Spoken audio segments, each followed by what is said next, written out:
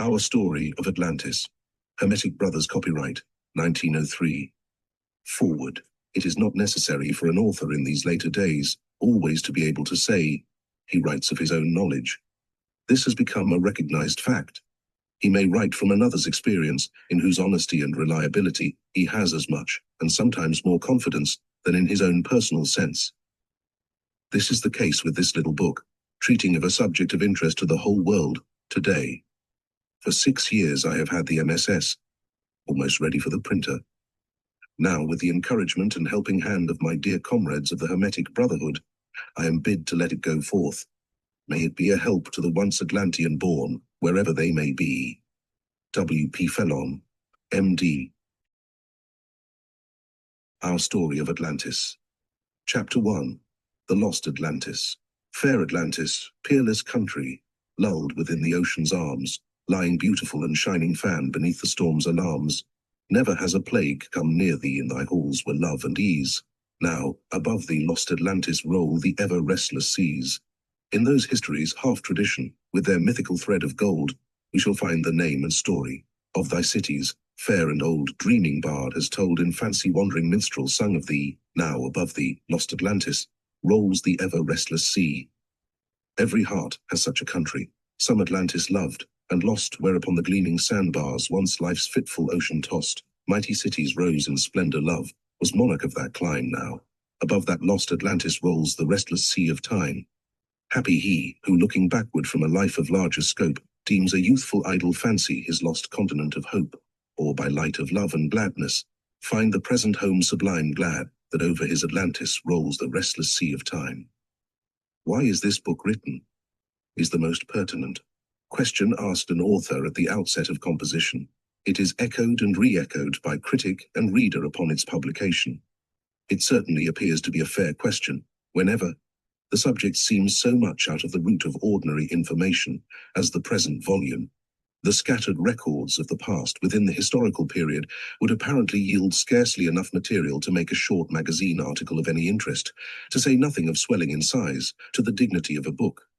It is now conceded, however, by our wisest scientists that every configuration and corresponding circumstance points to the possibility of the existence of an island continent in the neighborhood, if not directly over the great West Indian archipelago, just as the whole configuration of the North American continent tells the story of the inland sea that broke through its barriers of the Thousand Islands in the St. Lawrence River and, hurling itself over Niagara Falls, left the habitable valley of the Mississippi as a legacy to man for future settlement. The sacred writings of all nations concur in the same declaration and statement of disaster to some portion of the earth, most generally including all. In a late issue of Mind appears an article headed, "A Monument to Atlantis," which says, "A notable discovery of more than ordinary interest for historians, especially those who have a leaning toward antiquities, has lately been made by the well-known archaeologist Augustus Le Plongeon. This discovery should particularly attract the attention of Americans, since it enables them to lay claim to one of the most important monuments of ancient times. The edifice in question is the Pyramid of Xochicalco, standing 5,396 feet above the level of the sea, and situated to the south-southwest of Cuernavaca, 60 miles from the city of Mexico. For more than a century, the pyramid has been occasionally visited by distinguished travelers, including the learned Humboldt, but none succeeded in discovering the purpose for which the monument had been erected, nor in deciphering the mysterious inscriptions on its sides. As far back as 1886, Dr. Le Plongeon published his alphabetic key to the Maya hieroglyphs, comparing this with the ancient Egyptian hieratic alphabet.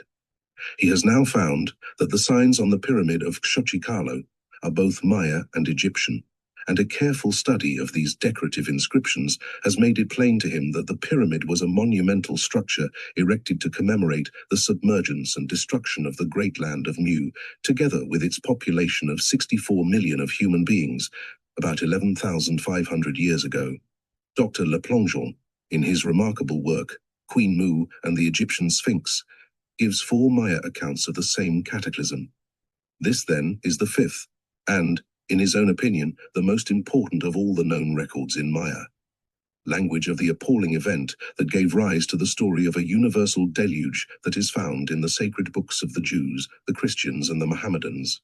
These records, on stone, on sun-dried bricks, on papyrus, all tell the same story. The little we know of the Aztecs is also confirmatory of the same fact. Whence came the people of South America with their advanced civilization and traditions of the past? What mighty people built the great cities and temples of the now forest-covered cities of Yucatan and Central America with their carved glyphs and correspondences to the hieroglyphs of the Valley of the Nile and the East Indian entablatures, and moreover, on almost precisely similar styles of architecture to those of Egypt and India? Is it reasonable to suppose there was no common bond of fellowship between all these? The ancient Egyptian ideas have dominated the world down to the present day. Instead of a mummy case, we use a coffin for our dead. The idea is the same. The departed ghost was to be saved the trouble of making a new body, perhaps at short notice, at the great day of the resurrection. The Trinity in unity of God, now universally received, was an Egyptian idea, and the same is wrought into the stone tablets, which Laplongeon and his amiable wife have unearthed in the forests of the Mayas and Quiches. If the nation, of which these are but the feeble remnants, had not disappeared by some cataclysmal climax, we must certainly have had some later historical data. As the mind of the present generation is more largely than ever desirous of truth, the idea of astral presentation and perception may not be without its weight, especially as the books of wisdom of the past declare that automatic books of record are kept of all deeds and manifestation upon the earth. It may be asked why those who have entered into the rest of the unseen should be at all concerned in the unfoldment and development of the race who are ever toiling over the rocky paths of the planet. If the doctrine of reincarnation is true, then would it not be to the interest of the coming egos for all the race of men to be advanced just as far as possible, so that the reincarnated from time to time might receive the highest advantage attainable from their touch with the earth at any particular time? Those who are coming back into the present civilization, if they were of the advanced and cultured classes of Atlantis and the most ancient Egypt, would find more advantages of acquirement through our leisure and experience than when hurled into life amid the horrors and darkness of the Stone Age. From time to time, the material and data obtained as hereinafter described, from which this book is made, has been pressed upon my attention as something that would be of use and interest to all who are seeking to know. I do not doubt the authenticity of my information, nor the statements given as facts by those who were so kind and courteous as to make the writer their mouthpiece in this recollection of the ancient memories. I do not doubt that to many readers will come fleeting glimpses of these scenes, as if they had been part of them. It is a conceded fact. There have never been, since the fall of Atlantis, so many reincarnated Atlanteans upon the earth at the same time as now. This accounts for the almost universal demand out of the astral records for the forgotten knowledge of the occult, which they there recorded. This also explains the readiness of the public mind to receive knowledge of the doctrines of mental healing, spiritualism, theosophy, and occultism in all its branches. Ignatius Donnelly finds a supporter of his Atlantis theory in Sir Daniel Wilson, president of the University of Toronto, who declares after a great deal of search that the lost Atlantis was not a myth, but that it was really a part of the continent of America. He accounts for its disappearance from view in a different way, but that is merely incidental. Donnelly's theory was that the land was submerged by some great volcanic upheaval, and that from those who escaped to the continents of Europe and Asia came the tradition of the deluge. Sir Daniel rejects this explanation as being disproved by the fact that there are no traces of such volcanic action either on the continent or in the ocean bed. He believes that the ancient Egyptians, the most progressive and adventurous people of ancient times, discovered the continent, but that in the decline both of their learning and power, it became lost to view and existed at the time our knowledge of Egypt begins merely as a shadowy tradition. It is his opinion that traces of the Egyptians of those days are to be sought in the ruined cities of Central America, whose origin has never been determined nor even been made the basis of any reasonable theory. Such a discovery would furnish a substantial basis for the legend of the lost Atlantis, and the theory invests those wonderful ruins with a new interest for the antiquarians. The St. Louis Republic said, Atlantis was a continent supposed to have existed at a very early period in the Atlantic Ocean, over against the Pillars of Hercules, but which was subsequently sunk in a cataclysm of which history gives no record. Plato is the first who gives an account of it, and he is said to have obtained his information from some Egyptian priests with whom he had come in contact. Plato's account says, Atlantis was a continent larger than Asia and Africa put together, and that at its western extremity were islands which afforded easy passage to a large continent lying still beyond this last-mentioned continent, being now supposed to be South America, 9,000 years. Before the time of Plato, according to the tradition, Atlantis was a powerful, thickly settled country which extended its way over Africa and the major portion of what is now Europe, even to as far as the Tyrrhenian Sea. Further progress of the invasion of the Atlantides was checked by the combined efforts of the Athenians and other Greeks. Shortly after the invaders were driven from the continents of Europe and Africa, a great earthquake shook Atlantis from center to circumference. First, the outlying islands sank, then great areas of the mainland. Waves ran mountain high across hundreds of square miles of what had the day before been fertile fields. Great temples were racked and riven, and the affrighted populace climbed upon the nuns to escape the encroaching waters. On the second day, after a night of terrors which no pen could possibly describe, the earthquake shocks were of greatly increased violence, ending only after the entire continent had been engulfed. There is no page in history or tradition that records a more frightful catastrophe, and nothing would be of more absorbing interest than a work entirely devoted to giving an account of what is known concerning it. To the objector who urges that the explorers of the world have never discovered any traces of the great city and continent, whose story I have endeavored to give in the following pages, permit me to give a few straws floating on our sea of current literature, which show that the history of past ages may yet be read in the central part of our continent. The recent report that a citizen of the United States has discovered among the mountains of the Mexican state of Sinaloa a long-forgotten city tallies with a curious local tradition of the region. Adjoining the Estado de Sinaloa on the south of Estado de Jalisco, of this state, Guadalajara is the capital. Living in the montañas of Jalisco, part of the Great Sierra Madre or Mother Range that extends through Sinaloa and thence northward, are the unconquered Yaquis, a brown-haired people with light eyes and almost fair complexions. Guadalajara is the only civilized town that these Yaquis visit, and it has long been believed there that the Yaquis fastnesses of the Sierra Madre range conceal not only rich mines of silver, but as well the lost city of the Aztec race. No one has hitherto pierced the mountain wilderness, because the naked Yaquis have an effective system of passive resistance that has hitherto successfully closed the sole line of approach. The only human beings other than the Yaqui themselves admitted to the mountains of Jalisco are a few renegade Apaches, murderous wretches, vastly more dangerous to would-be explorers than the peaceful but persistent Yaquis. There is no question in the minds of those who have given attention to the subject that the Aztecs are the lineal descendants of the mighty nation who sought to know beyond the law governing the created. Of the unknown city above mentioned, we add another description from a different source. During the frequent visits I have made to Mexico, said a mining engineer of Philadelphia to an Inquirer reporter, I have come in contact with many of the Indians resident there and have heard some very singular stories. One which all the Indians unite in telling is that far in the interior exists an enormous city, never yet visited by white men. It is described as peopled by a race similar to the ancient Aztecs, who are sun worshippers and offer human sacrifices to their deity. The race is said to be in a high state of civilization, and the Indians say that the city is full of huge structures which are miracles of quaint but beautiful architecture, and are situated on broad paved streets, far surpassing those of the CITV of Mexico. One Indian, I recollect, assured me that he had seen the city and its inhabitants with his own eyes, but had been afraid of being captured and had fled. Of course, I did not believe him, but all the same, it is not a little strange that the accounts of the Mexican Indians relative to the mysterious and magnificent interior city agree perfectly.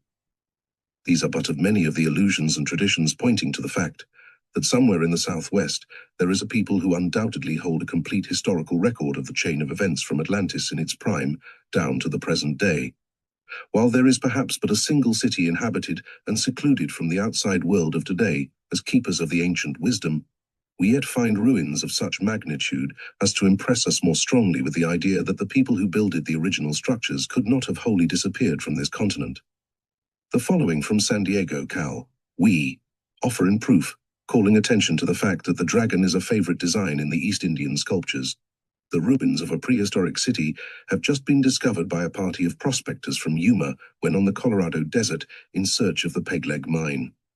The wind had laid bare the walls and the remains of the stone buildings, a distance of 420 feet in length by 260 feet in width. Gigantic pillars, quaintly carved to represent dragons' heads and rattlesnakes, still stood in the sands of the desert, supporting on their tops huge slabs of granite weighing many tons. The frieze ornamentation resembled Egyptian sculptures and exhibited a greater degree of skill than is possessed by the Indian artisans of the present day.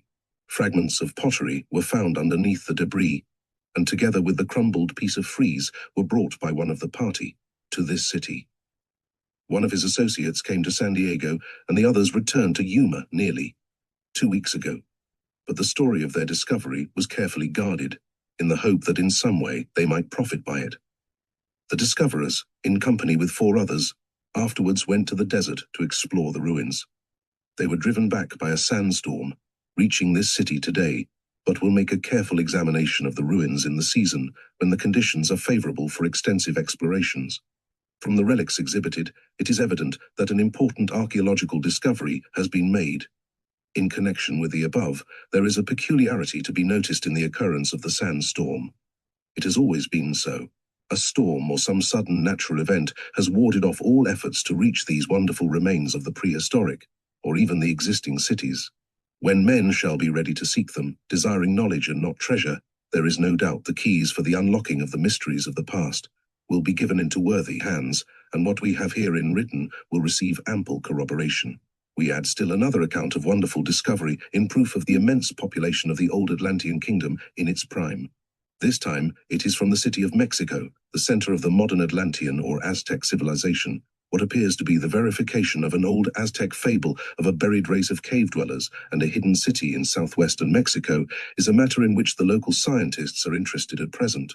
L.P. Leroyal, a French engineer who has lived long in this republic, has just arrived from the wilds of the southwest and reported that he has discovered in the state of Guerrero a huge natural cave, which he believes to be the greatest in Mexico if not in the world.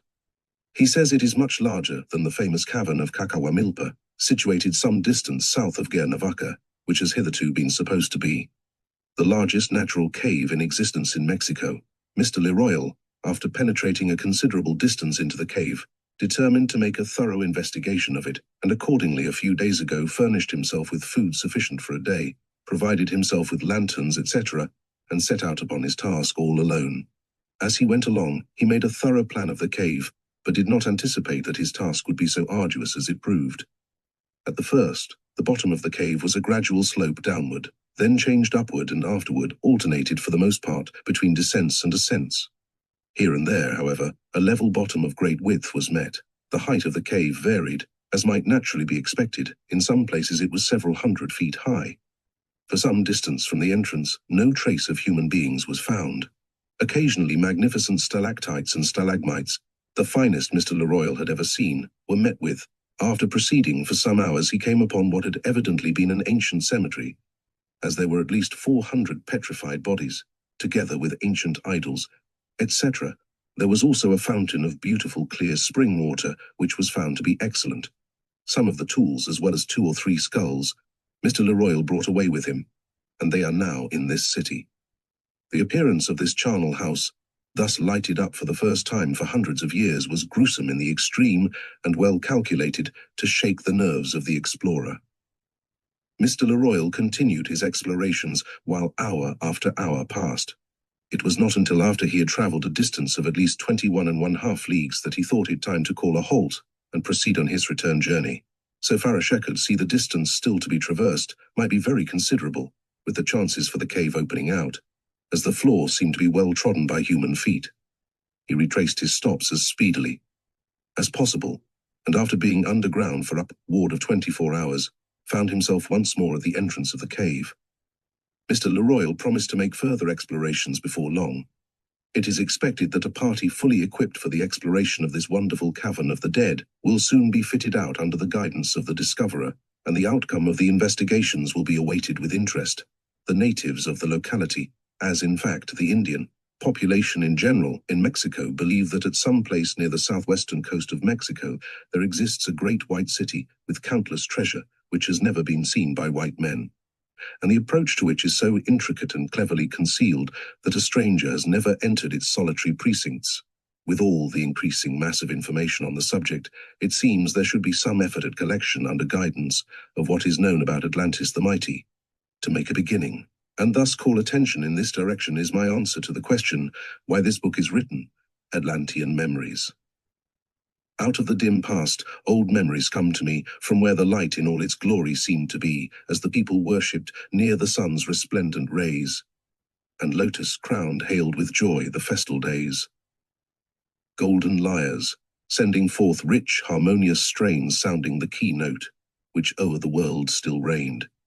High above all, the vestal's song enchanting soars, mingling with the ripples on the wave-washed shores. From the temple floats the bell's melodious chimes, so deep and mellow in that old Atlantean time. Throughout the ages linger these old memories still, and hover round me with no effort of my will. Still in my heart is throbbing with the rhythm of the waves, those slumbering waves which, alas, became our graves. Again, I hear the glad hosannas to the sun arise. Isis in the sanctuary is veiled from human eyes, which read no warning in the sky's celestial hue, nor heard it murmured in the ocean calm and blue, neither listened to the whispering wind so free. Telling of the doom fair Atlantis was to see. I am thankful that the gates of memory ope, that great angels weave the scattered threads of hope, and clothe us freshly with its robes of snowy white, while on our altar shines again the mystic light, the radiant star, which once o'er Egypt shone, glimmers once again, with a message all its own. Humble though the temple, the melody is there. The bell's sweet chiming breaks upon the silent air. Amid the incense rising from our sacred shrine, old Atlantean glories round our spirits twine. Chapter 2. There is yet a little more of the flotsam and jetsam upon the stormy waves of human unfoldment, which is supplemental to our opening chapter, and must be detailed now or put entirely to one side. From two distinct sources, we give an account of an old Mexican city that has never been entered by the foot of a white man, and which was known to be in existence long before the Spanish conquest. Mr. Juan Alvarez, who has just returned from an exploring expedition in the southwestern part of the Republic, reports that he has found a city which has never been entered by a white man, and which has evidently been in existence for hundreds of years, going back before the time of the conquest of the country by the Spaniards. It is an old Aztec city, and the approaches to it are so guarded by nature that it is an impossibility to reach it if the inhabitants do not want a traveler to get in.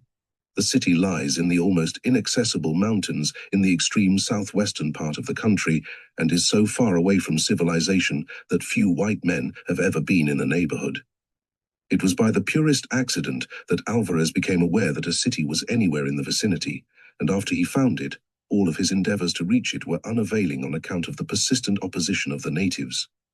He had been traveling over the mountains in search of an outlet to the Pacific Ocean when he came to the top of an elevated plateau and crossed to the further edge. He had a magnificent view, and while looking over the country, saw what he took to be houses in a far distant valley. A close inspection with a glass convinced him that what he saw was really a collection of houses, and he at once set about reaching the place to see who lived in that part of the country.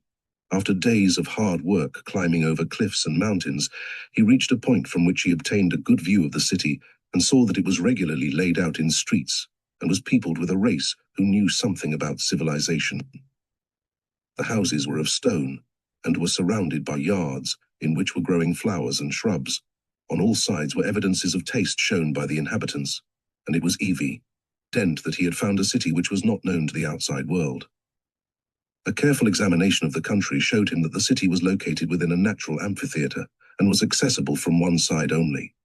He saw that the only means of access was through a long and narrow defile which led into the mountains from the Pacific coast side, and he started to reach the place where he could find this entrance. He made an outline drawing of the city as it appeared to him from the distant mountaintop, and this is all he has to show that there is a city within the heart of the mountains, for he was never allowed to reach the spot. From this drawing it is plain that the city has not less than 4,000 inhabitants. The houses are all of stone and are supplied with doors and windows. In the center was a large building, which was undoubtedly the temple of worship, for on its walls could be seen sculptured designs representing the deity. It was in the shape of the ancient teocalli, which are to be found in many parts of this country, and the people could be seen passing in and out of it during all hours of the day. After 10 days' arduous work, Alvarez found himself at the foot of the mountains on the western slope, and set about searching for the canyon leading to the city. He had so well marked the lay of the land that he had no difficulty in finding the entrance, but he was met by a band of Indians who refused to let him proceed. Of another mighty city, the work of the powerful nation whose capital, located on the great island of Atlantis, exercised its power both east and west of which we are trying to tell. The American archaeologists who went to the recently discovered city in the Sierra Madre Mountains have returned, and tell of another hidden city 5 Spanish leagues north of the first city. The leader of the party, C.W. Panchen of Philadelphia, says that these cities were evidently twin capitals of a wealthy district long before the Aztecs appeared. The two cities are connected by underground passages hewn out of solid rock, and it was while exploring one of these passages that the second was discovered. It lies in a deep basin of the mountains, with no exit except the underground tunnel. At least none has been found. To that which we have thus drawn from all accessible sources in the visible, I now desire to add supplementary testimony from the astral. Records, which I believe to be reliable and worthy of credence. Does not this collated evidence of the similarity in nature and civilization west of the great cities, which could not possibly have had commerce with the mother country for centuries, prove conclusively, even to the realistic and scientific mind, a common origin for religious teachings, customs, languages, both oral and written? All the discoveries relative to this subject confirm this conclusion. We are indebted to those who are impelled by an irresistible desire to learn and know, who, in this cause, are willing to expatriate themselves, endure danger, and overcome obstructing difficulties, if they may but by some chance guidance, bring again to the light of day some of the various records which were left when the sun of the manifested spiritual world went down into the shuddering earth. To the Aryan people who listen with a willing heart, there is much that can be given concerning this ancient city. It matters little how science and religion shall accept that which is offered, whether in a scientific way or from the unseen as true and of value. Science and religion have never received anything new upon untried lines of thought until they have been forced to the exception. That is why the priests of all ages are so conservative and have withheld so much more than they should, even on their conservative line of thought. It has ever been their rule to hold fast upon that of which they had become possessed content and satisfied without the trouble and exertion of seeking new fields for themselves, or admitting the possibility of broadening truth for others. All that has ever been learned to distinguish the savage from civilization was known to the wise men of Atlantis. Whenever there has been upon the earth a sufficient number of Atlanteans at one time to control a nation or to form one by themselves, that nation or epoch has always experienced a most wonderful growth. In the days of the last Egyptian splendor, when it was the school to which the Greeks and Romans resorted for instruction, was the last time noted in history of such appearance in sufficient numbers to admit of a national control. What they did, we have the pyramids, the temple of Karnak, and all the mighty ruins of the Nile and the Euphrates in evidence. As soon as the Anglo-Saxon-speaking races were sufficiently developed out of savagery, the Atlanteans commenced reappearing, startling the whole world ever and anon with their great strides toward wisdom and knowledge, as they slowly paved the way by conquest and discovery for the settlement and reoccupation of that which belonged to them, and for the utilization of all their old resources under new conditions of added strength and experience. In no other way can we account for the wilting and extermination of the red-skinned usurpers who had neither claim nor strength to maintain title to that into which they had strayed by accident during the temporary absence of the real owners. Much sympathy has been wasted on the red son of the forest. He has but obeyed the law. Who cannot dominate the resources of the environment must yield title to him who can. How much would our vast storehouses of mineral and agricultural wealth have helped man's unfoldment if they had never been used? The difference between the American Indian and the Anglo-Saxon Atlantean is plain to the dullest intellect. As the city of Atlantis grew, her population was drawn off into colonies, which had deep and abiding influence on the whole of the western continent, but especially centering along the belt in which Atlantis itself was located. between the fading away of the last Egyptian civilization and the concealment of the world's records at that time, there is a mysterious gap which can be accounted for only in one way. When Atlantis was in its prime, there were other units in the world's category of nations which were not so far advanced. If Atlantis had held on in the even tenor of her way, all other nations of the world would have received the light and been uplifted to something near its own standpoint. But when this chance of development was cut off, they groped in comparative darkness. When this class of people incarnated again in force of numbers, such scenes as the conquest of Rome by the Goths and Vandals, the overrunning of Europe by the Huns, and the eruption of the Tartars, times without number, occurred. As they disappeared from the mortal vision, we can but recognize their sameness of purpose, and the most pertinent fact that undone duty made all this trouble for the Atlanteans of the far past, their comrades and associates. Have we learned the lesson that no human being is separate from ourselves? A wrong once done must be righted. It is the eternal law of exact justice. As these misbegotten impedimenta to progress pass out into the unseen, having overborne or put off all heads that towered above their own, intellectually, Atlantean influence revives. Little by little have these fellows of ignorance felt the uplifting of influence of the sons of light, and every generation increases the widening wave of educated and spiritualized people, which must finally include within it every nation, tongue, or people of the earth's full complement of inhabitants. The American nation has done a vast deal for the enlightenment of the whole world. Thus it is easy to understand why the extinguishing power of all that holds the soul in chains is projected toward us. In the ancient times, when the lamp of civilization burned at Rome and Athens, or later, as at Antioch and other cities, single centers of learning blazed out and lessened the darkness as dew. Beacon lights set on a hill, but with these compare the events of today. A compact, unified nationality, which resembles the old Atlantis, had its beginning on an island, cut off from easy approach. Yet it has been able to make its power felt throughout the whole world. Although the English name be detested, its power is always respected. Not only has this nation made itself felt everywhere, but it is the founder of the American nation and unites its force with that, to push the common civilization and thought currents into every part of the globe. The freedom of the thought body, and the aptitude of the minds engendered thereby, has once more drawn to the American continent more Atlanteans than were ever incarnated at one time, since the fall of that city. It thus happens that their inventions and knowledge and wisdom, and the results of thought force, modified and perfected by the assimilation of hundreds of years in devachanic rest, is coming upon the nation in eighth flood, as with outstretched hands they demand from the silence that which they themselves deposited in the astral records long ages since. We often wonder at events transpiring in the way of discoveries, or at the applications of principles which are perfectly logical and linked one upon another. We have surely reached a point and begun to guess about the uses and methods of application of that vehicle of force about which the Atlanteans knew much, and desiring to know more, found there was a limit which barred their further progress. We already have hold upon another, and we desire only that they who may essay to advance in this direction may do so with body, soul, and mind so purified, they will not need the reprimand of obstruction that came to the original investigators of our nation on that line. The reason why this age is so celebrated above others of the near past is due to the facts thus stated. We perceive in the near future, as has been repeatedly foretold, the end of a cycle is at hand. Cataclysmic results, the sinking of land in some places and the rising in others, is imminent, when cities peculiarly situated are crowded with inhabitants who have lost all conception of everything but their own desires, centering in selfish purpose. Their thought vibrations become inharmonious with the universal thought vibrations.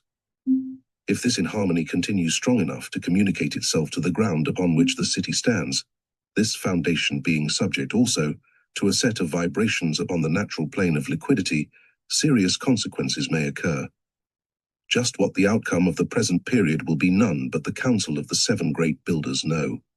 But this we have gathered, that within 100 years, and possibly a much shorter time, Atlantis will be above the waves. Whatever her monuments contain, or whatever may be in her ruined temple, can then be investigated. Within 500 years, the bulk of population will be south of the equator. That which is now sea will become dry land, and the old continent of Lemuria will once more sustain its millions of inhabitants. Scientists tell us that the time is fixed when all the gold, silver, and coal will be mined. How short-sighted. Under the sea is 1,000-fold more than has ever been brought to light by man's busy hands. Chapter 3.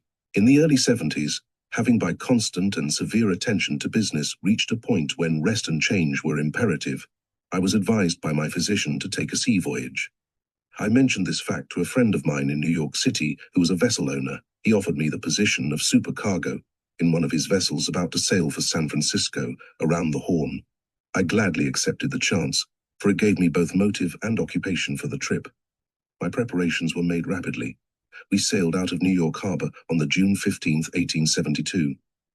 As the last lighthouse sank slowly beneath the waves, and the full moon rose in the heavens, I stood watching the receding landmarks, little dreaming of the momentous events to happen as a part of the voyage, nor of the marvelous revealings to come to my knowledge, before I should again touch my foot upon land. Of all these, the following pages are but a feeble portrayal. But it is always so in life. We meet and part, come and go.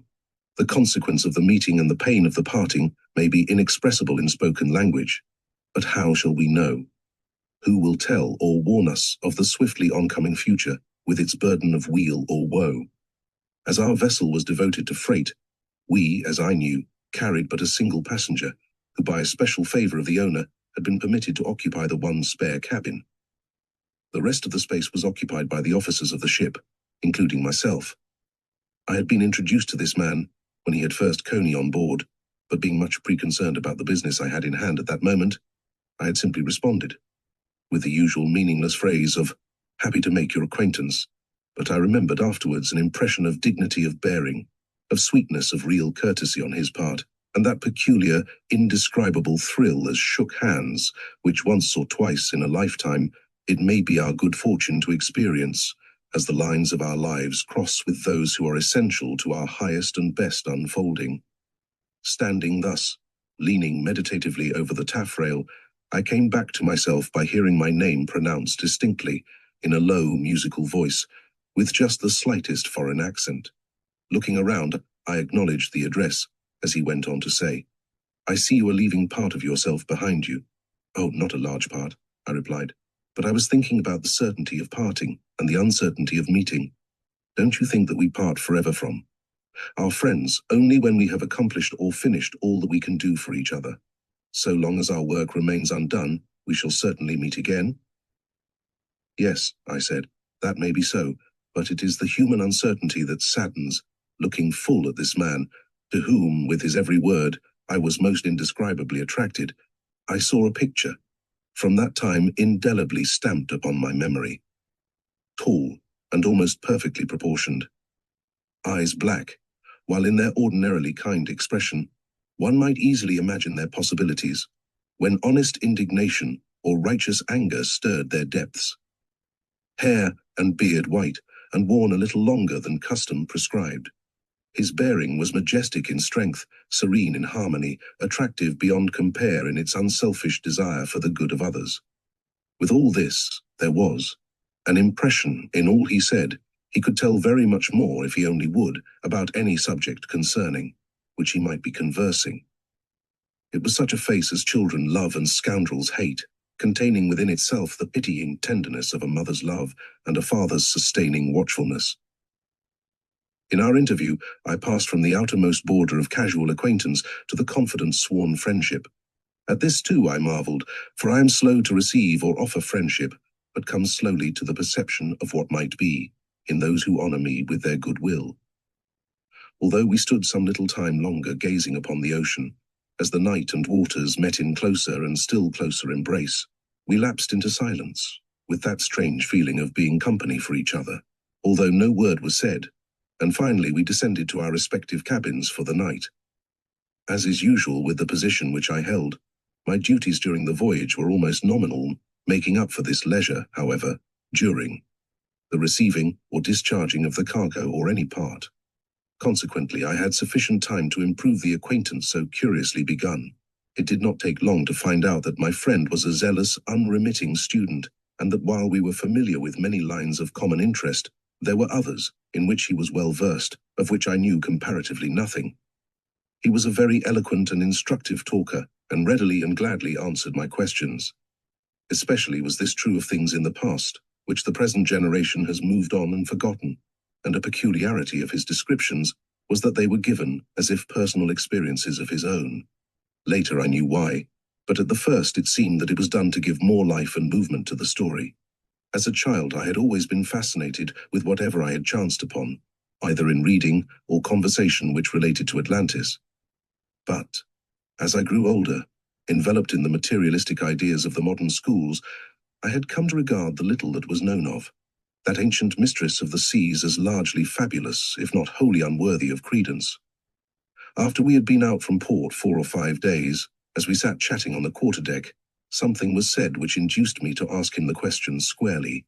"Do you believe there ever was such a country as Atlantis?" "Most certainly," was his quiet, decisive answer. "But you do not think it possible that a whole continent could disappear so utterly beneath the waves as that is said to have done, leaving no more trace of its former existence than has been the case with that? And why does this seem impossible to you? Does history know anything of the city that stood under ancient Troy? Who knows who? Were the builders or what the design of the pyramids of Egypt? Who can tell of the cities lying strata upon strata in the valley of the Nile? In your own country, who can tell anything of the mound builders? What does the world know of Palmyra, of Babylon, or of the great cities in the valley of the Euphrates? But for the accessibility of their ruins, they would by this time have been as thoroughly forgotten as Atlantis now is." And here his face softened with an infinite pity. "Perhaps within 40 years from now, we may have another lesson in the opportunity for denying the existence of the past. But maybe," he continued, "you would like to hear some of the actual records brought down even to your day, of an event that concerns so intimately every living person now upon our planet." Upon my eager assent, he went into his cabin and soon returned with a small black letter. Volume, written after the style of the Far East, upon parchment from right to left. Opening it, he read in his sweetly modulated tones, translating as he read, the following extract. Facing the Pillars of Hercules was an island larger than Africa and Europe put together. Beside this main island, there were many other smaller ones, so that it was easy to cross from one to another as far as the further continent. This land was indeed a continent, and the sea was the real ocean in comparison to which the Sea of the Greeks was but a bay with a narrow mouth. In the Atlantic island, a powerful federation of kings was formed, who subdued the larger island itself and many of the smaller islands, and also parts of the further continent. They also reduced Africa within the straits as far as Egypt and Europe as far as Tyrrhenia. Farther aggression, however, was stopped by the heroic action of the then inhabitants of Attica, who, taking the lead of the oppressed states, finally secured liberty to all who dwelt within the Pillars of Hercules. Subsequently, both places were destroyed by mighty cataclysms, which brought destruction in a single day and night. The natural features of the Attic land were entirely changed, and the Atlantic island sank bodily beneath the waves. In the center of the Atlantic island was a fair and beautiful plain. In the center of this plain, and nearly 6 miles from its confines, was a low range of hills. Here dwelt for many generations the renowned race of Atlan, from whom the whole island and sea were named Atlantic, or Atlantis. The ruling kings ever handed down the succession of power to their eldest sons, the younger sons going into the priesthood. They were possessed of such wealth as no dynasty ever yet obtained, or will easily procure hereafter. This wealth was drawn both from all foreign nations, with whom the Atlanteans traded, and from Atlantis itself, which was especially rich in minerals, and possessed the only known mines of orichalcum in the world, a mineral with most wonderful and inexhaustible properties, a metal which was then second only to gold in its value. The country was rich also in timber and pasturage. Moreover, there were vast numbers of elephants, spices, gums, and odorous plants of every description, flowers, fruit trees, and vegetables of all kinds, and many other luxurious products which this wonderful continent, owing to its beneficent climate, brought forth. These were sacred, beautiful, curious, and infinite in number. Nor were the inhabitants content with simply the natural advantages of their glorious country, but also displayed a marvelous industry and skill in engineering and the constructive arts. For, in the center of the island, they built a royal palace, every succeeding king trying to surpass his predecessor in adorning and adding to the building, so that it struck all beholders with the greatest admiration. They cut about the royal palace a series of waterways, or canals. These were bridged over at intervals, while an immense canal admitted the largest vessels from the sea, giving at once protection as a harbour, and making it more convenient for the transportation of freight to and from the interior. In fashioning their interior streams, they left docks cut out of the solid rock where their triremes could land their cargoes. The stone used in their building was of 3 colours, white, black, and red, so that many of the buildings presented a gay appearance. Their walls were covered with brass, tin, and orichalcum, which had a glittering appearance. Northeast of the centre of the continent stood the great temple. The interior was covered with silver, except the pediments and pinnacles, which were lined with gold. Within, the roof was a magnificent mosaic of gold, ivory, and orichalcum, and all walls, pillars, and pavements were covered with orichalcum. By a system of aqueducts leading from natural springs of hot and cold water, they had supplies for baths, and for the irrigation of their beautiful plantations and gardens. The docks were filled with shipping and naval stores of every description known to men at that time. The whole city teemed with a dense population. The main canal and largest harbour were crowded with merchant shipping returned from, or making ready to sail for, all parts of the world. The din and tumult of their commerce continued all day long, and the night through as well. Such is a general sketch of their wonderful city.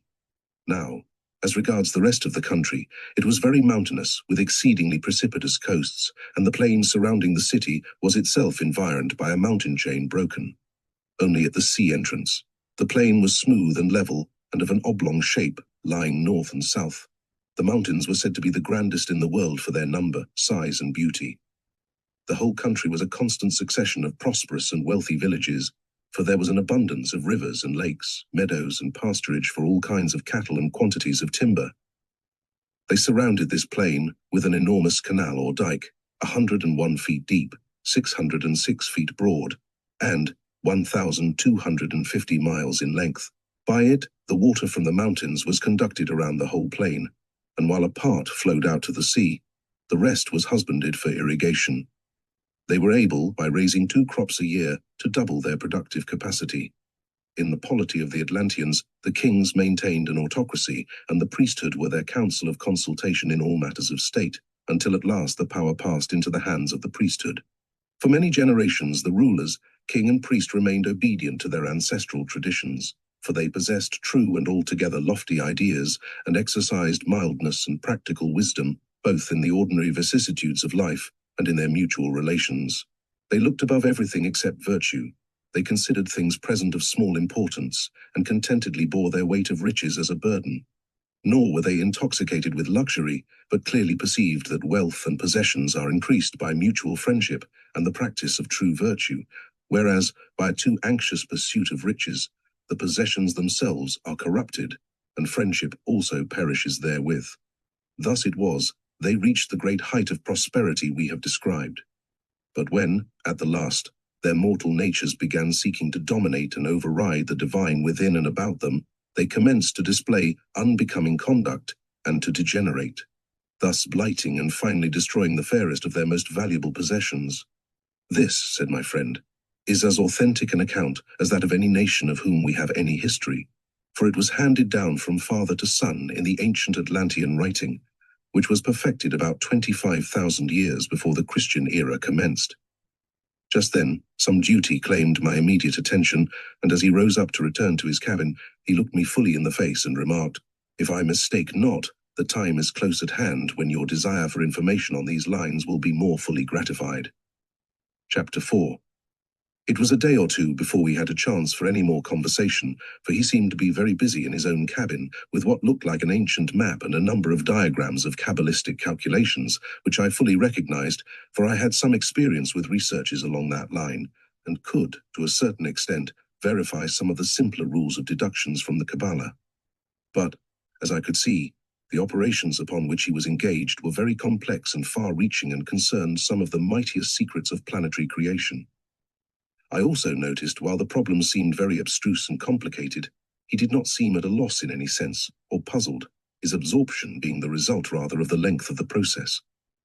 At last he appeared to have reached a favorable conclusion, and his data and memoranda were put away. Once more he came upon deck, Although for a few days he apparently put aside a continuation of his former talk about Atlantis, yet there was an uplifted expression of content, lending an added charm to the ever-restful dignity of the perfect face. While he had been thus busy, it had occurred to me I had an odd volume in my locker I had picked up in a second-hand stall in Boston, intending to examine it at my leisure. Now, having my interest aroused, I brought it out and found among much that was quite discursive the following pertinent paragraphs. The fourth continent, which it has been agreed to call Atlantis, was formed by the coalescence of many islands and peninsulas that were upheaved in the ordinary course of evolution, and became ultimately the true home of the great race known as the Atlanteans, a race developed from a nucleus of northern Lemurians, centered, generally speaking, towards a point of land in what is now the mid-Atlantic Ocean. In connection with the continent of Atlantis, we should bear in mind that the account which has come down to us through the old Greek writers contains a confusion of statements, some of them referring to the great continent as a whole, and others to the last small island of Poseidonis. Plato, for instance, condensed the whole history of the continent of Atlantis, covering several millions of years into an event he located upon the island of Poseidonis, whereas the priest spoke always of Atlantis as a continent as large as Europe and Africa put together. Homer speaks of the Atlantes and their island. The Atlantes and the Atlantes of mythology are based upon the Atlantes and Atlantids of history. The story of Atlas gives clearly to us the clue. Atlas is the personification in a single symbol of the combined continents of Lemuria and Atlantis. The poets attribute to Atlas, as to Proteus, a superior wisdom and a universal knowledge, and especially a thorough acquaintance with the depths of the ocean, because both continents, having borne races instructed by divine masters, were each transferred to the bottom of the seas, where they now slumber until the appointed time shall come to reappear above the waters. And as both Lemuria, destroyed by submarine fires, and Atlantis, submerged by the waves, perished in the ocean depths, Atlas is said to have been compelled to leave the surface of the earth and join his father Iapetus in the depths of Tartarus. Atlas then personifies a continent in the west, said to support heaven and earth at once. That is, the feet of the giants tread the earth, while his shoulders support the sky, an allusion to the gigantic peaks of the ancient continents, Mount Atlas and the Tenerife Peak. These, two dwarfed relics of the two lost continents, were thrice as lofty during the day of Lemuria, and twice as high in that of Atlantis. Atlas was an inaccessible island peak in the days of Lemuria, when the African continent had not yet been raised. Lemuria should no more be confounded with the Atlantis continent than Europe with America. Both sank and were drowned with their high civilizations and gods. Yet between the two catastrophes, a period of about 700,000 years elapsed. Why should not your geologists bear in mind that under the continents explored and fathomed by them, in the bowels of which they have found the Eocene age, there may be hidden deep in the unfathomable ocean beds other and far older continents whose strata have never been geologically explored, and that they may someday upset their present theories. Amazed at this singular corroboration of what my friend had previously read me, I concluded I would ask him something more about it at the first opportunity, not dreaming that the opportunity of lives was close at hand. During all this time we had been making good time toward the south. Both officers and men had been attracted toward our passenger, and all were ready to give him the little attentions which make a stranger feel at home anywhere. I mention this as explanatory of some events which happened a little later. The winds had been brisk and favorable, but as we approached the Spanish Main they grew fitful, and when we had traversed a part of that West Indian archipelago, they fell away into a dead calm. Our ship drifted a little to the south, but made no particular headway. On the third day, the moon fulled at noon, and we were lying in about 30 degrees north latitude and 42 degrees west longitude, when my friend asked me if I would like to go with him to visit a peculiar-looking island about a couple of miles to the westward. Upon my rather eager assent, the captain granted us the use of his yawl, and though he proffered us the help of some of the crew, our friend declined, saying he had been much accustomed to the water. We pushed off, I taking a pair of oars, and he steering. I had hardly taken a couple of strokes with the oars, when I felt that the rapid impulsion of the boat was not due to my strength. I glanced at my companion. His face was set with a peculiar expression, of which I had before had experience in other directions. A very short time sufficed to bring us to this island, which on closer inspection seemed to be the summit of some huge obelisk or pillar, a little raised above the waves. The sides, although not high, were sheer and precipitous. In the still waters they extended below the surface, as far as vision could penetrate. How much farther I had no means of ascertaining. We rowed slowly. Around it. It was about 150 feet in circumference. On the side farthest from the vessel, the face of the rock was broken jaggedly by the weather. The projections gave opportunity for fastening the yawl and for climbing to the summit. If there had been any swell of the ocean, even this would have been impossible, but with a sea of glass all about us, it was not a very difficult task. Having securely knotted the boat's painter to a stout protuberance, we scrambled as best we might to the top.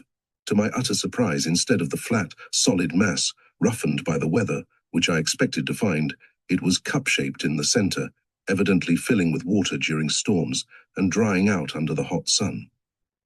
It was now dry at the bottom. Looking closely at the sides, I saw that instead of being a mass of natural rock, it was a structure built of masonry by cunning hands, so perfectly and solidly as to defy, thus far, the fierce action of the most erosive forces of nature. The floor was laid in regular flagging. Almost stunned by the discovery, I turned to my companion, but my exclamation of surprise was checked by his actions.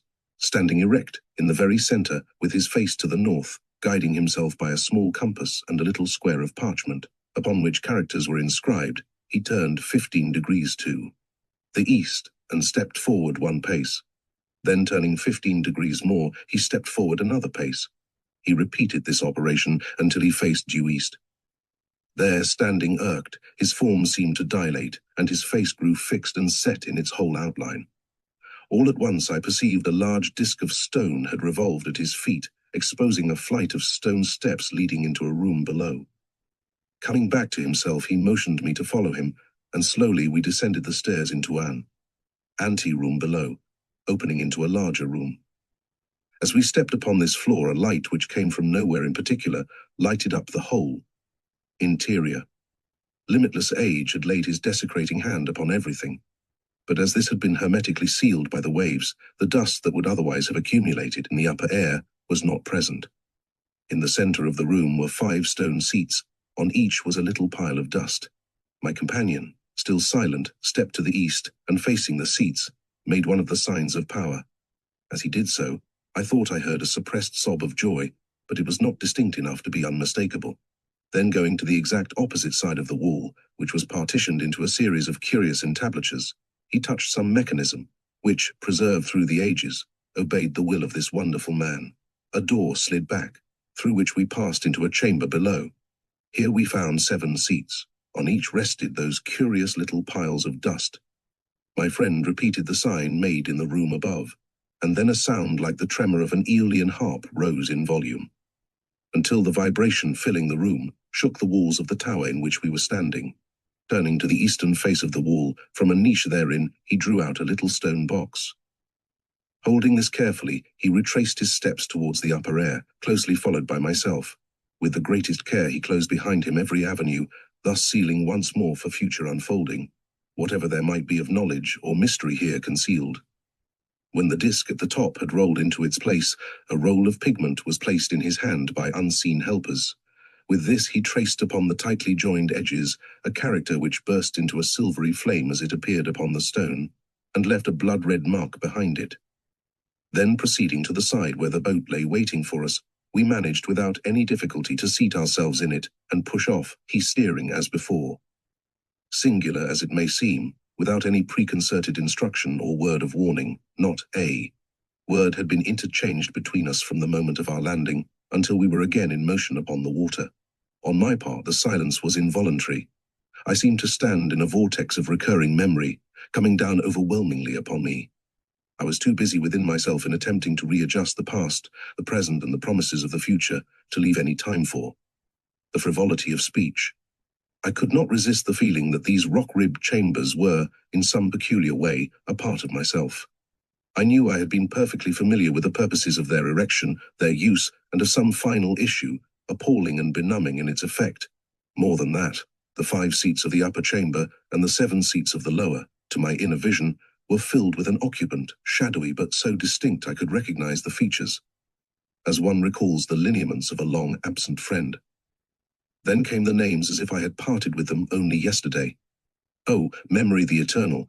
Was it yesterday, or thousands of years ago, since I looked upon these faces and forms of comrades loving and true? The feeling of present reality, of some tie stronger than friendship, overwhelmed me.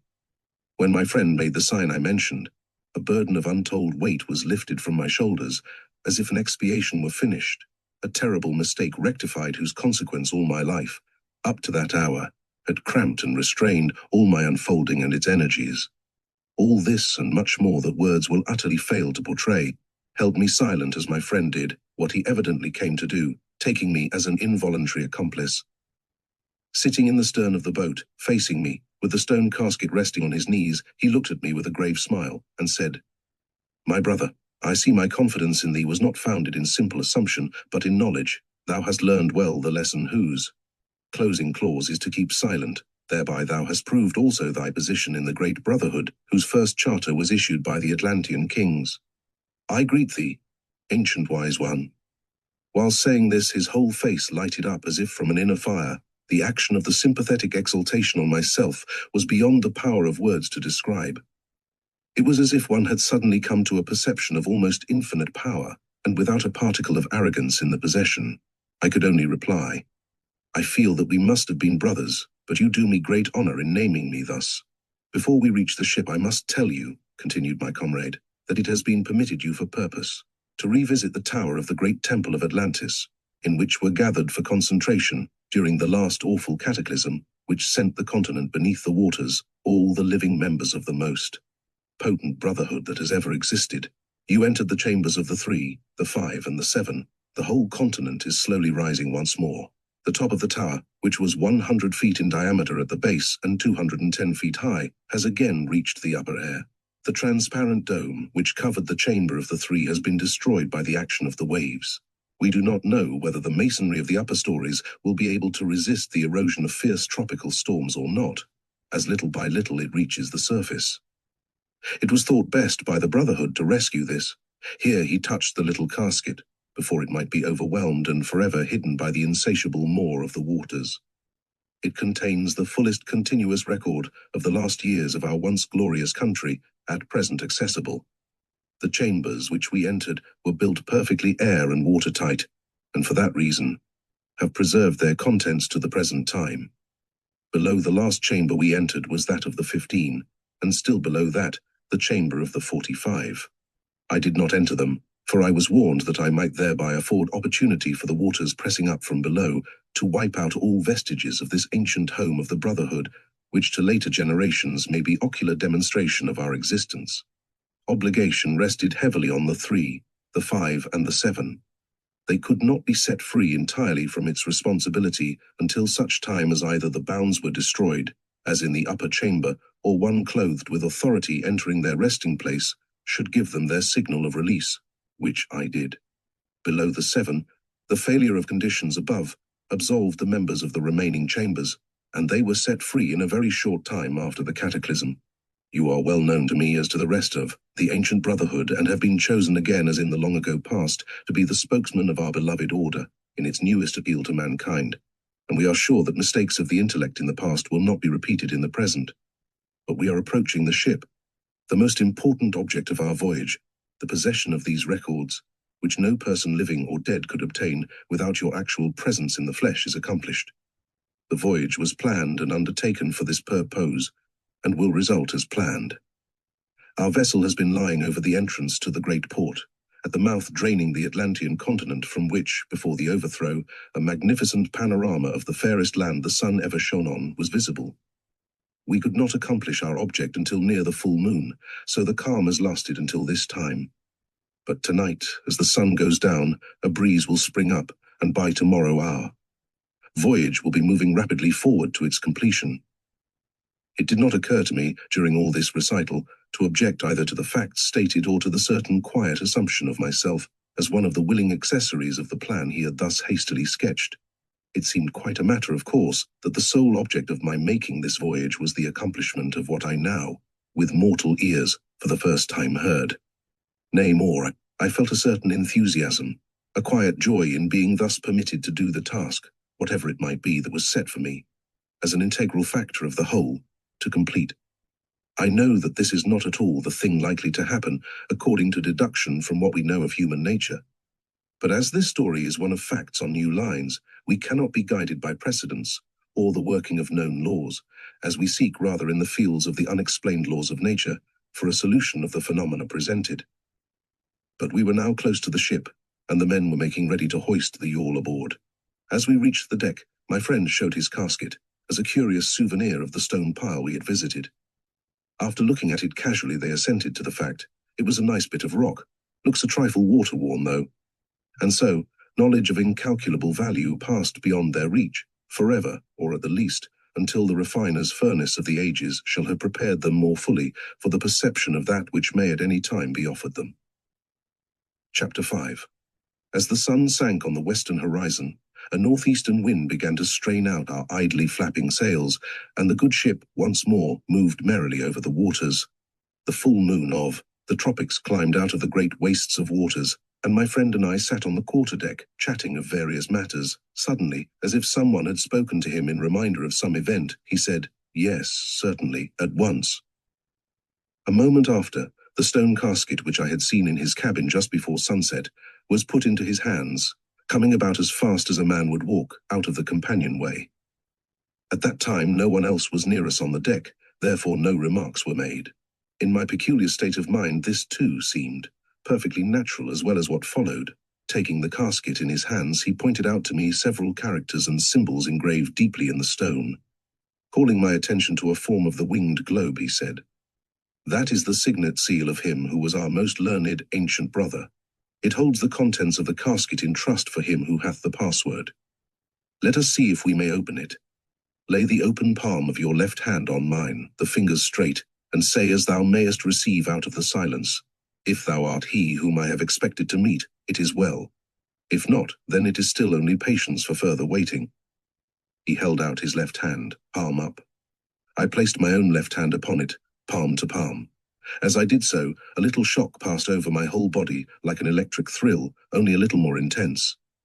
His eye, shining with a piercing brilliancy, caught mine.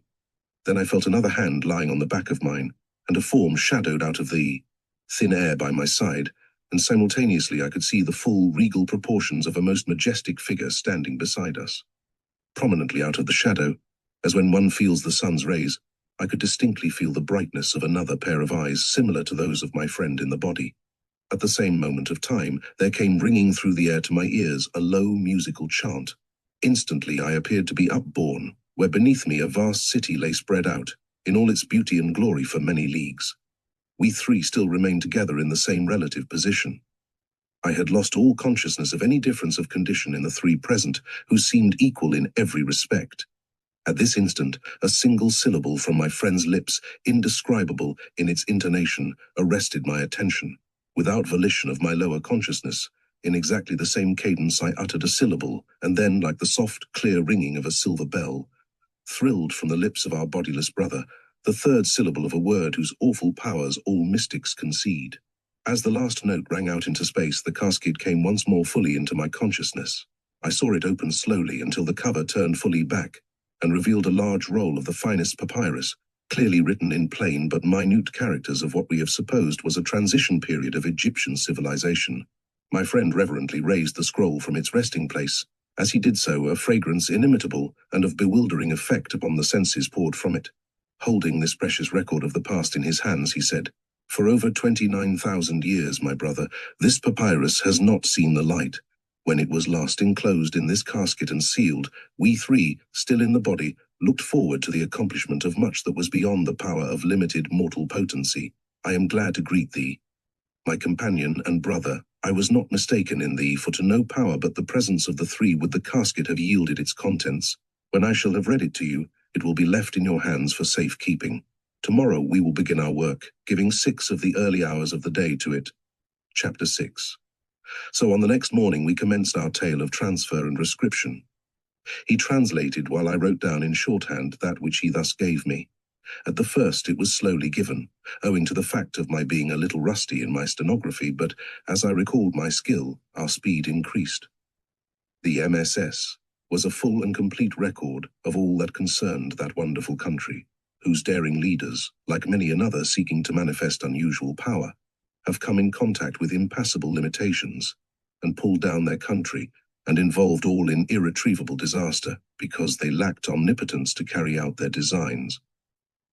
But I will not anticipate, but submit to my readers the history of Atlantis and the story of the secret causes that led to the final overthrow, as I have copied it from the notes of that never-to-be-forgotten voyage.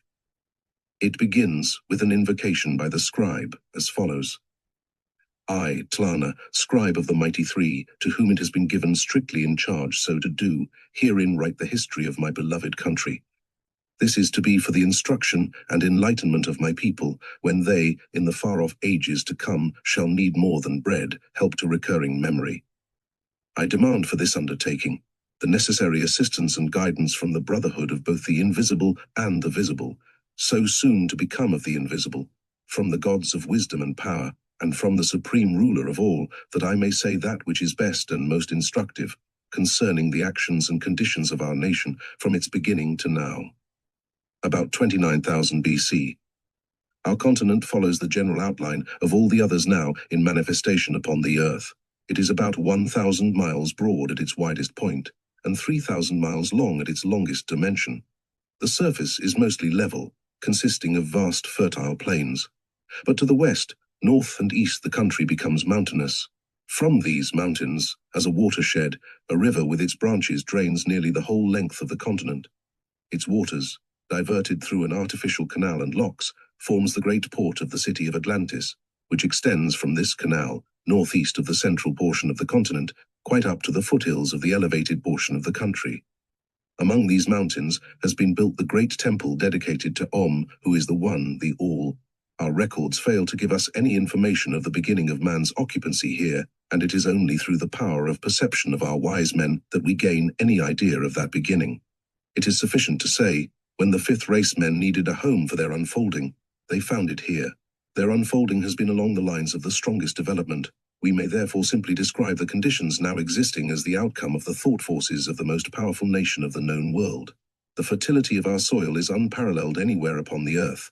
Our difference of elevation above the sea level gives variety to our climate, and whatever grows other weathers on the globe will grow here also, in the greatest luxuriance and perfection.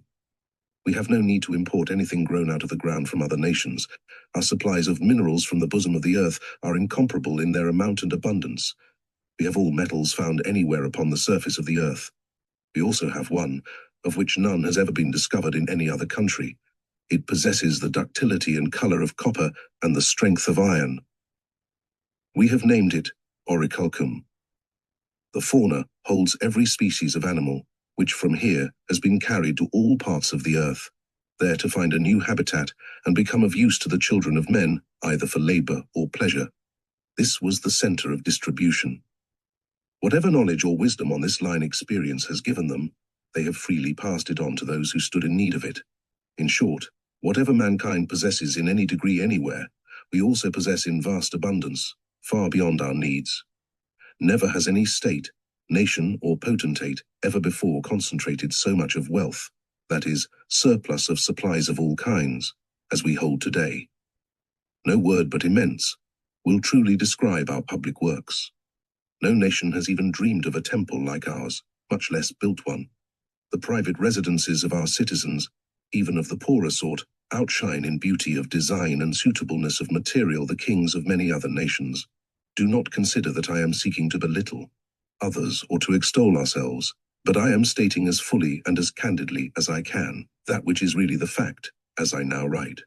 The mountains have springs of hot and cold water which act as natural reservoirs. From them the water is conveyed by stone pipes to the public baths, and to the private residences of such citizens as choose to avail themselves of the privilege under certain conditions. In the center of the city are the royal palaces, and these are protected by 3 immense canals, which are built entirely around them, with 2 intervening zones of land.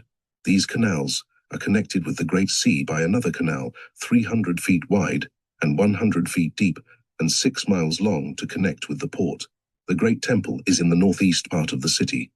Its lofty tower bearing upon its top the finest observatory ever yet built, occupies the northeast quarter of the temple grounds.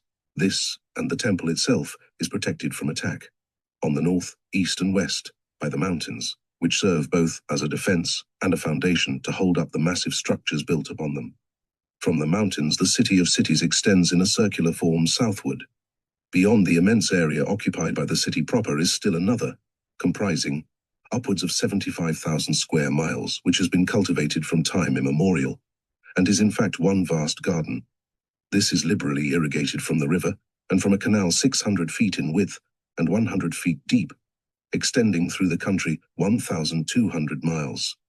Not only are these waters used for irrigation, but through a system of locks at the port, galleys are raised and lowered into the Grand Canal, where they both receive and distribute cargoes of all kinds of products in the interests of commerce. It is hardly necessary to mention that the population of this plain and the mountains is many millions. Never will there be so many people gathered in the same place at the same time, so say our prophets and magi. Nor must I forget to say that the volume of our population is increased by the fact that, owing to the dominance of the life-giving power of the spirit, which has not been weakened, yet to any great extent, there are 3 or 4 generations of men upon the earth at the same time, all strong and vigorous, as the necessary supplies for the maintenance of the body at its best are in the greatest profusion. Nature in no sense retards the increase of population, but would support to the utmost, limit the most prolific increase possible.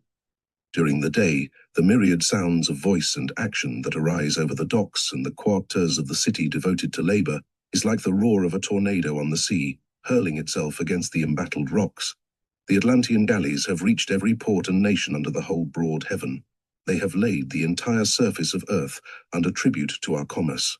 We have no need to ask another nation for anything we have not, but they seek from us the fruits of our soil and our incomparable bronze manufactures, in whose production our artisans have become very expert, especially in clubs, axes, knives, and swords. The barbarians of the Eastern world have never been able to make these things for themselves, and as the material and tempering of our artisans are very fine, we find market for all we can possibly offer. The only article of which we fail in making the supply equal to the demand is a bright yellow metal which offers a powerful resistance to the action of the elements. It is eagerly sought for purposes of decoration, both of building and persons. The total product of our own mines is thus appropriated, and our traders have discovered that it exists in other parts of the world. So they seek it everywhere, and when found offer our own products in exchange for it. When they bring it home, they are offered certain immunities and privileges in addition to the market value for it. Thus, in a way, it has become a measure of value, not only with us, but with all the nations of the earth. It is predicted by our magi that this peculiar condition, through the foul greed of man, will grow into a calamity for the whole race. The desire upon which its gathering by us is founded will become irrepressible and destructive in the more physical nations in the years to come. As, however, our nation has done no intentional wrong and have tried to deal justly, they can hardly be considered responsible for any such evil. It is also true that if evil does come upon the race, we shall be forced to meet it in the long ages yet to come, as we are again called to face in new bodies the lives allotted to us. Thus far, strained intensity for acquisition has not acquired force enough to injure us in our development on any line. We are not a nation of flesh-eaters, for the warmth of our climate does not compel the concentration of food sought in the use of flesh. It is because we are not bound to the soil in our efforts to overcome the circle of necessity that we can give so much time to the study of the real forces and facts of the universe, and the methods by which they could be made useful to themselves. At the north are 3 high mountain peaks which have become landmarks for all seafaring men. In the way of review of what I have written, permit me to take my future readers to the highest summit of the great peak, Alilo, and from thence point out the paradise of mountain and valley, hill and plain, interspersed with broad plateau. These are covered with tropical vegetation bearing all kinds of edible fruits known to man throughout the whole circle of the year. Limped streams from the mountain sides water a large portion of this vast district. Nor is this all, for the whole picture is dotted thick with substantial dwellings, hamlets and towns, but above all is the capital as a center of interest and an exchange of thought, so wide, so far-reaching that all the other centers in the whole country seem but suburbs. Notice also the varied greens of the vegetaton and the blue of the sky, so clear and so perfect, as yet undisturbed in its vibrations by the shock of either offense or defense. Beyond these can be seen the canal leading to the landlocked sea and the great port, with its fleets of arriving and departing galleys from every quarter of the globe. These galleys move neither by sail nor oar, nor any impulsion of elemental force. Surmounting all these our magi have imparted the secret of etheric impulse born of thought, and against this, wind nor tide have no power.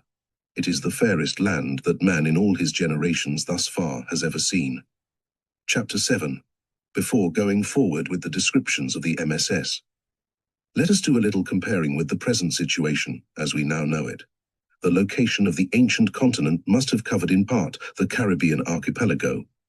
If the land was so raised as to make the highest peak 6 miles high, there must have resulted 2 immense inland seas where now is the Gulf of Mexico. Across these and the old continent would blow in constant succession the trade winds, bringing moisture and fertility upon their broad wings for the teeming population. In configuration, there must have been a striking resemblance to our upper lake country, the range of mountains to the west and north must have constituted the backbone of the continent, whose peaks and tablelands now form a chain of islands. On the line of drainage from the inland sea, the Amazon must now be located. The fertility must have been the result not so much of a torrid temperature, as of the absence of cold winds, which gave a peculiar, equable, life-developing climate, both for vegetables and animals. Everything possible grew, because there were no drawbacks to its growth. It was always seed time, it was always harvest. Bud, blossom, and fruit in all their different stages of maturity could be seen growing at once on the same tree. What is partially true today of the orange and lemon was then true of all fruit-bearing trees. So fertile was the original condition of the soil, and so great the wisdom of those who directed, that the matter of planting seed and gathering harvest became a matter of sequence and not of season. With this explanation, let us return to our manuscript. The change of condition from life to death is one accepted and welcomed by our people, not in any sense feared, because during their long-continued existence, the monotony of physical life is fully satisfied, and the only inducement for accepting prolongation is the increasing of the spirit's force and potency, with which we are well acquainted and fully educated as to its limitless possibilities. Our place as carriers for the world has for many years been acknowledged. On all seas and in every port are the galleys that supply the world's marts, flying the Atlantean flag, a winged globe in blue on a yellow ground. It therefore happens in our ample harbour, the myriad swarms of shipping, although loaded with the products of the whole earth, are ours. The sailors of other nations dare not move out into the vast wastes of waters, separating the different countries one from another. Great warehouses lie along the water's edge, which is bordered from the sea, for many miles into the interior, by immense, solidly built walls. These are raised high enough to be above any high water mark of either flood from the interior or tide from the ocean. But floods were rather the result of changes in the amount of drainage, for the melting of snow on the mountains or increase of amount from suddenly precipitated vapor was a thing of but slight importance. The capital is connected with all parts of the kingdom by iron tramways, upon which enormous loads are moved by a motive force whose secret only our magi know. But the obedient force moves back and forth, drawing and pushing, as it is bidden by its controller, the heavily laden wagons to which it is harnessed. The whole city is built of a pure white marble, taken from quarries in the northern hills, whose supplies are used not only for building at home, but also for export. So fine is the grain, and so elegant the polish that the blocks are used over and over in rebuilding in the cities of the Mediterranean. This stone cannot endure the extremes of temperature of the northern climate, but is amply strong for all that may be demanded under an Atlantean sky. From what I have already said, perhaps it will be plain, the city is laid out like a disc, with a segment wanting, where it is fitted against the foothills of the northern mountain ranges. Broad avenues in semicircle begin at the mountains and end in the mountains. These are crossed at regular intervals by other avenues, forming the radii of the circle, the center of which is the king's palace.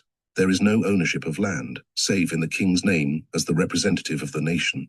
It is held by our magi that no man can own anything in which his own labor, or some representative thereof, does not constitute a component part. All articles of handiwork, therefore, can be claimed by the contributors thereto, but man has not, and can never, attain ownership in the 4 great elements of manifestation: fire, air, water, earth.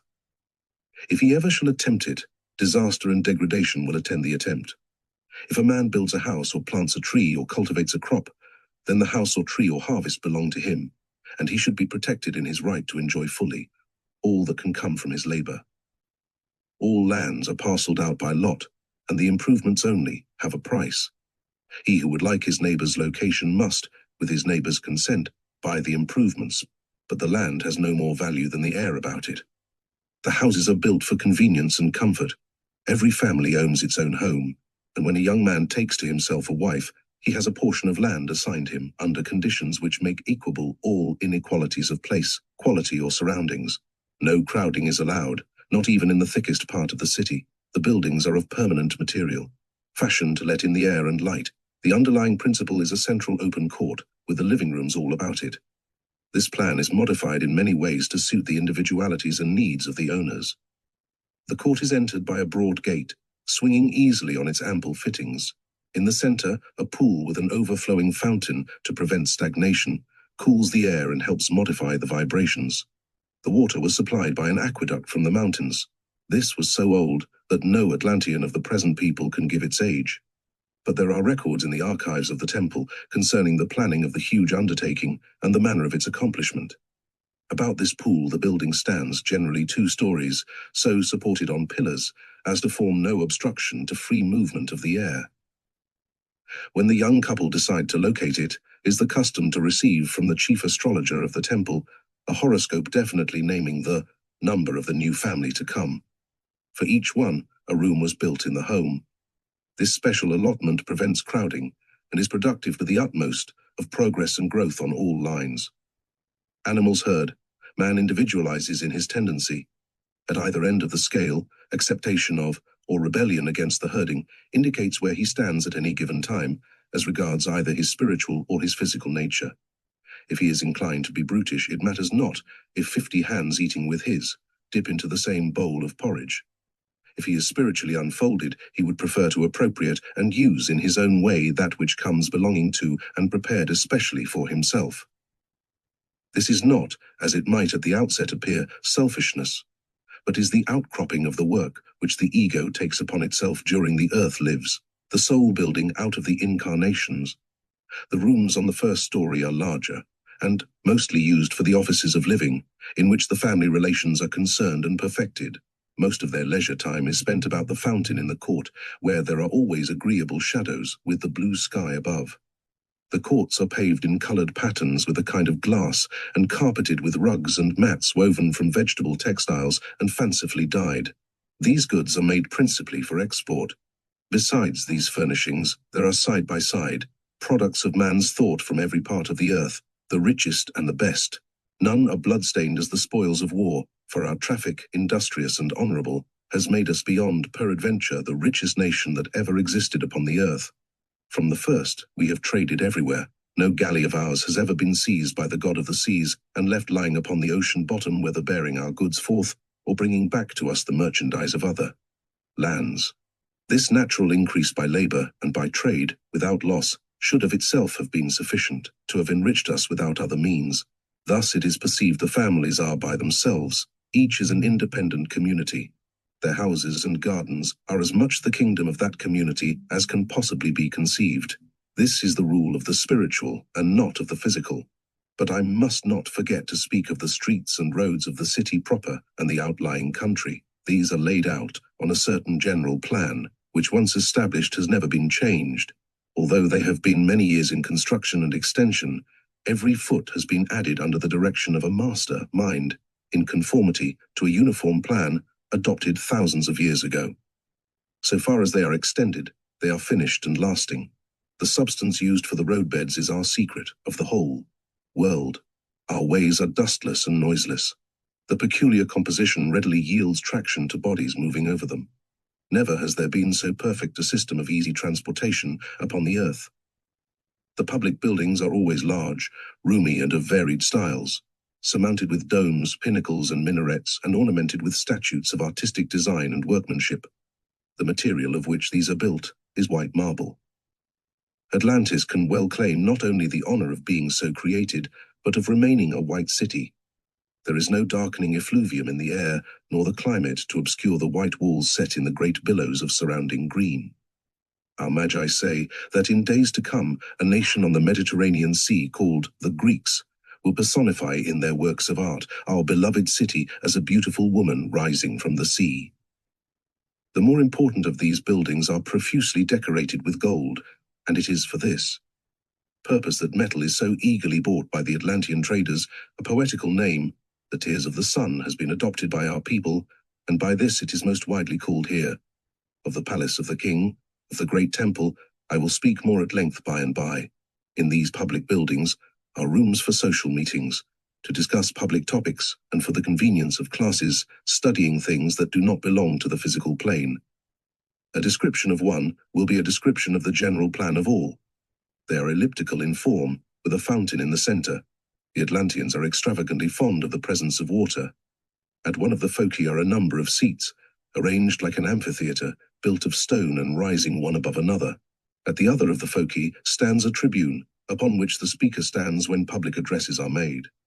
About the fountain also are seats, where the auditors sit easily and converse one with another.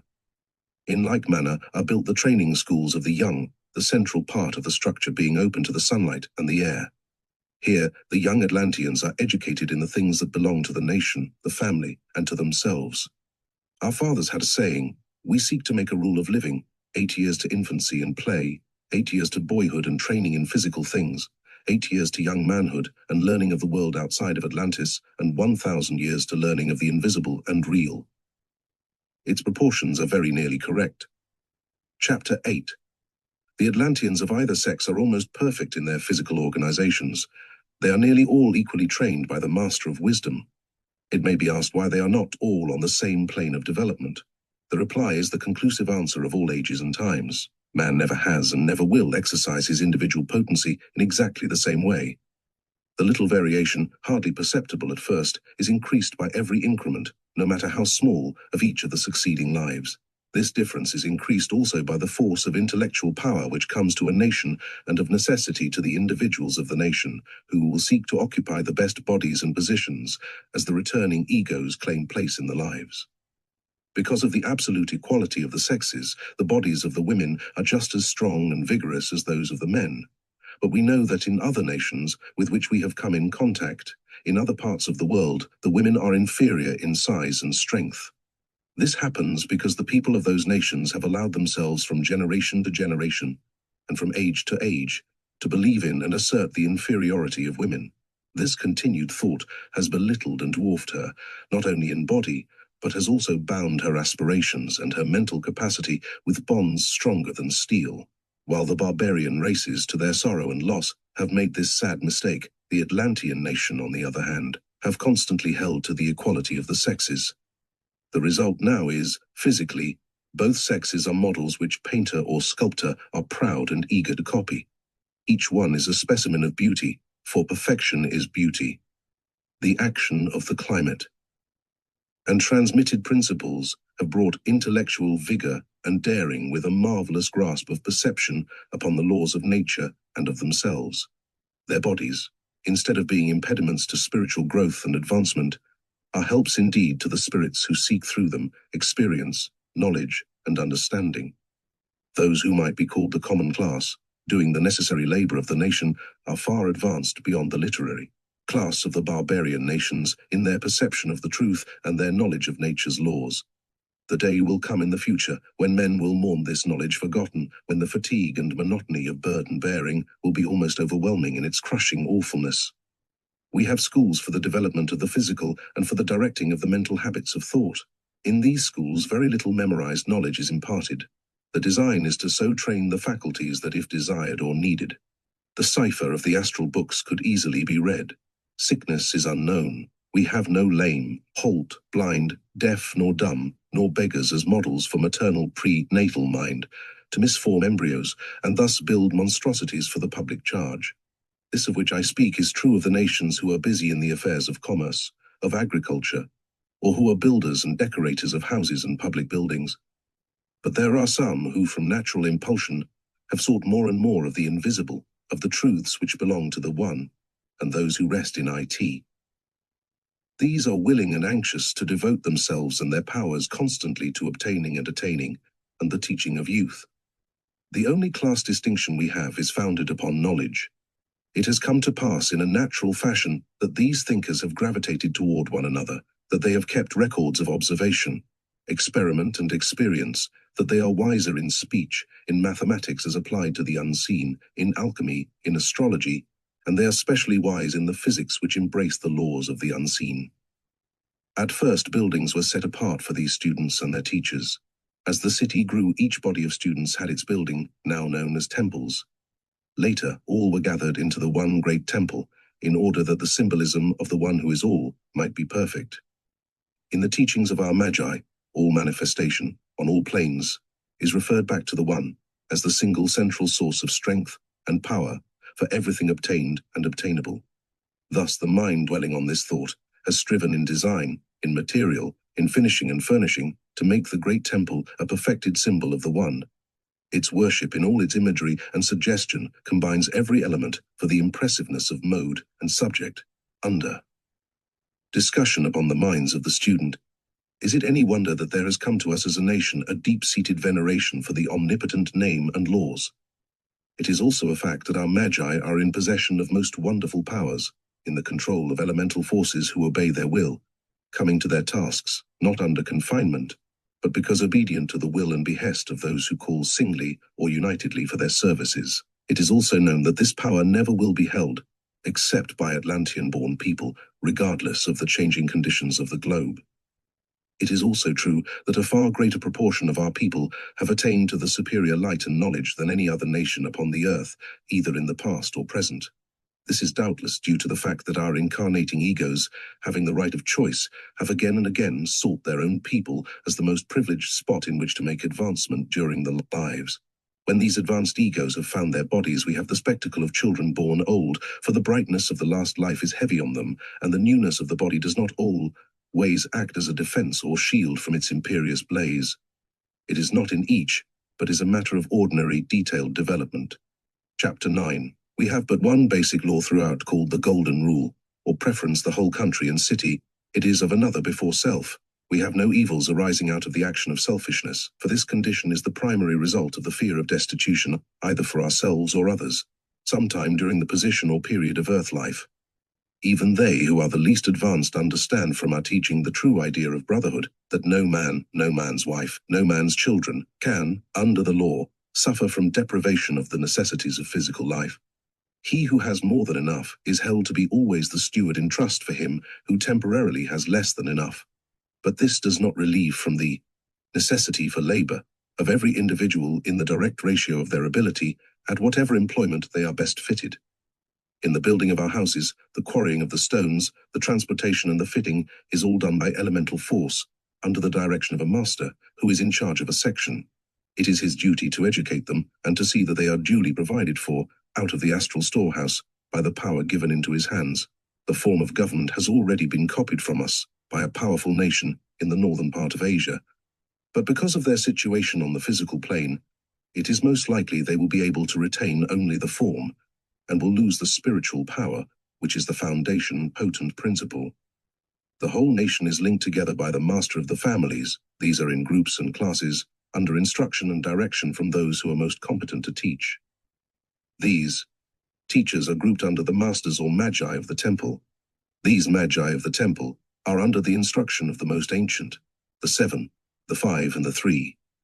So, in the hands of the 3, mightiest of all human intellects, rests the destinies, the prosperity and the happiness of the whole nation. Moreover, upon them as directors and arbiters, the responsibility of karmic conditions rested, as they were engendered by the currents of potency issuing from themselves and returning upon their cycle bore with them whatever had been impressed upon, or mingled with them during their revolvement, among those to whom the currents were sent. It must be apparent, to whom this MSS may come, that the power of the unseen and their application to man's earth life are matters of the greatest interest and importance to the Atlanteans. There is no temporal power, save as a symbol of the manifested. Everything pertaining to organized effort originates with, and is, carried forward by the priesthood of the great temple, which represents the dominant power over matter of the spirit at its highest and best. They have specially in charge the study and development of all occult knowledge. Every house is independent of itself. The Atlanteans are monogamists, the one husband of one wife. This experience has demonstrated to be the best condition for the development of a strong spiritual race. We have seen that polygamist races always decrease in power, strength, and energy of purpose. In Atlantis, to be diseased or crippled in body, or to be at the head of a family in which is such a member, is deemed a crime against the people.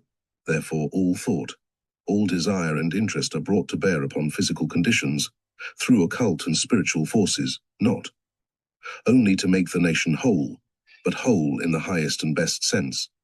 Those who are particularly gifted with psychic qualities, or whose spirits have attained familiarity with the instrument entrusted to their hands, are trained for the offices of masters or guides. These may or may not have families, but in either case they are persons to whom a certain number of persons or families look for counsel, advice, and guidance. For thousands of years have the Magi of the temple, who give their whole time to the study of the unseen and lay aside their bodies at their own volition, really place the welfare and best good of the people beyond any other consideration whatever. The nation is happy. They have no poor. They have no inferior class. All necessary labor is honorable. Generation after generation, we have been growing stronger and more like the gods come down to earth. We have perfect communication with the outside world and each other. We know Atlantis is the fairest city on this planet, and we are content. Chapter 10. Having thus far advanced in the description of the most wonderful city ever known to man, permit me to quote from the words of one who saw what he so fluently and graphically describes for you. To the northeast of this island continent is located the great temple, built both for use and symbolism, on a plateau of many acres in extent, where the gradually rising ground began to break into the foothills. The whole surface had been leveled and paved with some soft material, of which the Atlanteans alone knew the secret. This hardened under the action of the sun and atmosphere until it was like adamant. To the east, a belt of country reaching to the seacoast, but not on a level with it, had also been smoothed and paved, so that there was no obstruction to the eye until it rested on the far-off horizon. Upon this broad expanse of level space, close enough to the mountains to be buttressed by their mighty arms, stood the great white-walled temple facing the south, and the ample areas for assemblage, the closed courts and offices, and the cloisters of the temple faced the mountains of the north, and thus secured for the temple dwellers the privacy needed for the masters and student brotherhoods of the temple, who were seeking to know out of the silence. The temple proper consists of 2 stories, the first one consisting of pillars springing from the rocky foundations of the mountain and supporting arches, which in turn held up immense slabs of stone, the floors of the second story. On the first floor there is little or no enclosure, but within the walls of the second story it is all ranged for privacy and quiet thought. He who looks over the battlements of the upper story looks down about 90 feet into the beautifully paved court below. On the east and west of the temple itself are gardens, groves of trees, fountains, running streams of water, domesticated animals, and flowers of every hue and fragrance. These are sacred to the temple, but open to the people under the surveillance of the caretakers, except certain reserved spots close to the temple, which are for the special use of the students and teachers. In the northeast section of the temple building was the great tower and observatory, 50 feet in diameter, rising 210 feet, a landmark and light extending hundreds of miles, and ever a joy-inspirer for the sea-tossed mariners of the state. Looking from the plaza in front, toward the interior of the temple, its vast recesses, its forests of white pillars, and its high-lifted overarching roof fills the spectator with awe. Nor was this feeling lessened by the cleanliness, the continuous shifting of huge masses of sunlight and shadow, ever into new and indescribable grotesquerie. During the services, the awful solemnity evoked was of a character that modified the whole Atlantean thought and national purpose. The great tower was commenced 15 feet below the surface. The original trap rock was supplemented by a square block of concrete rock, and upon this was carried up the superstructure to a total height of 225 feet, the square of 15. Upon the floor of the temple, resting on a raised dais, was the secret chamber of the Holy of Holies. Across and through this, at high festivals, blazed and flashed the veil of Isis. Above, on a level with the upper floor, was the chamber of the 45, and still above that the chambers of the 15, the 7, the 5, and the 3. In the outer, the tower was smooth and unpenetrated on its surface from bottom to top. It resembled a solid block, chiseled out of quarries and set on end, so deft was the workmanship, and so perfect the jointings and finish. In the cloisters and rooms of the second story of the temple were the apartments for private study and class instruction. There were also supplemental apartments, hollowed out of the neighboring mountains and reached by secret passages so arranged that whatever should be deposited in them as treasuries would be securely held, even if buried beneath the surface of the sea for ages. Beyond the great plaza, toward the city, trees and fountains shaded and beautified clear up to the naked edge of the vast pavement. This is a faint portrayal of that which was really the culmination and concentration of the nation's thousands of years of existence and unfolding. In all our temples, and more especially in the Great Temple, the outer courts were but the simple separation from those who have no inspiration for the inner and higher. In the outermost court, or court of the people, were always gathered those who had thoughts of their own, and who were undecided as to what direction they should take in pursuit of the light slowly dawning upon them.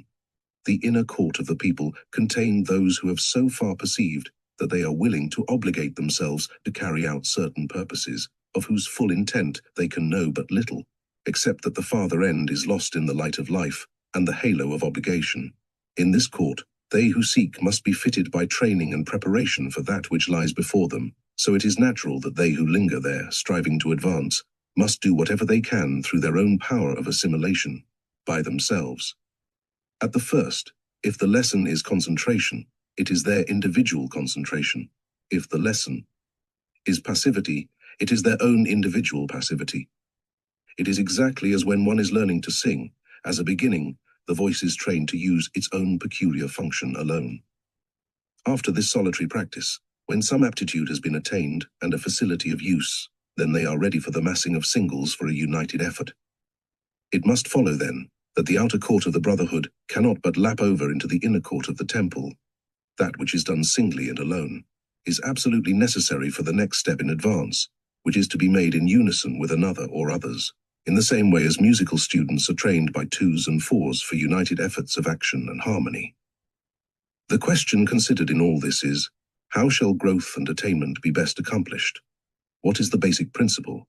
In music we say the sounds are set to a certain key, and however prolonged the action of the vibrations, the key and time will be the same, and all the vibrations are aligned.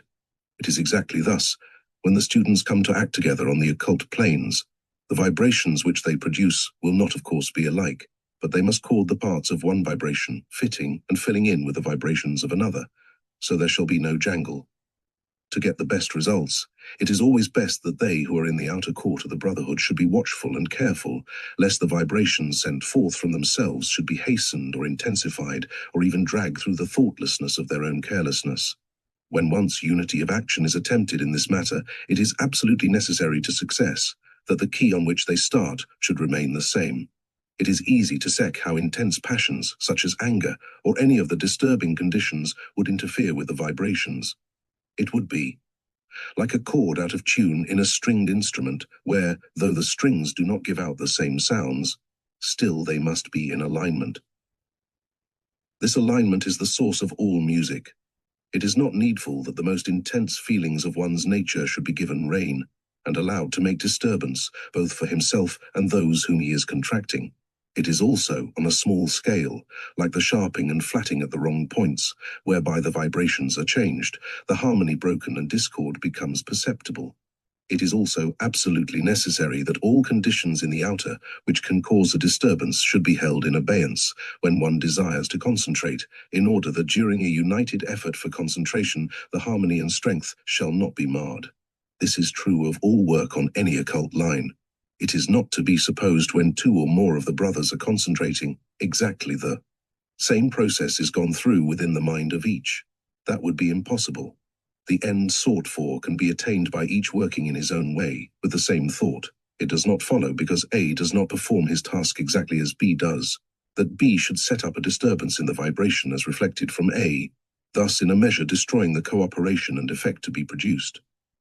The law of the temple, then, is first, alone, second, in company with those who are seeking by united force to accomplish, as the masters of destiny, at all times, have been able to accomplish.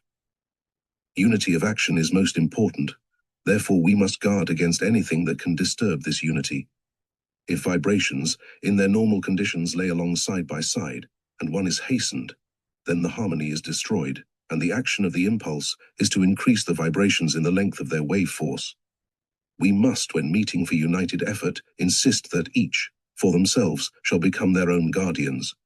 Knowing that disagreeable things will occur, we must be ever prepared, at once, to put them aside.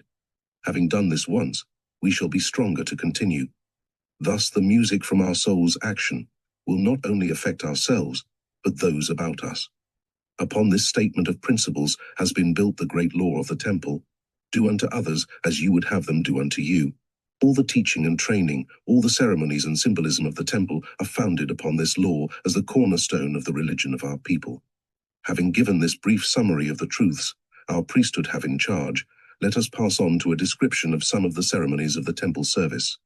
And, as an illustration, we will take the great feast of the New Year as more fully including the whole than any other. The feast of the New Year, on the 21st of March, consummated and commemorated the sun's rebirth, when, out of equal days and nights, a new spring and summer began for the Northern Hemisphere, and the promise of seed time and harvest was renewed. At this celebration, it is expected that every family in the kingdom should be present, either personally or represented by some member of the family. All the going and coming of the year is planned with this in view. It is considered a privilege for all the outlying population to be made welcome in the capital at this time. The feast lasts 7 days. Let me attempt to describe at length, for no pen can truly portray all the wonders of that marvelous assemblage, one of the last feasts which took place 10 years before the destruction of the city. The government and people were at that time in their most perfect unity.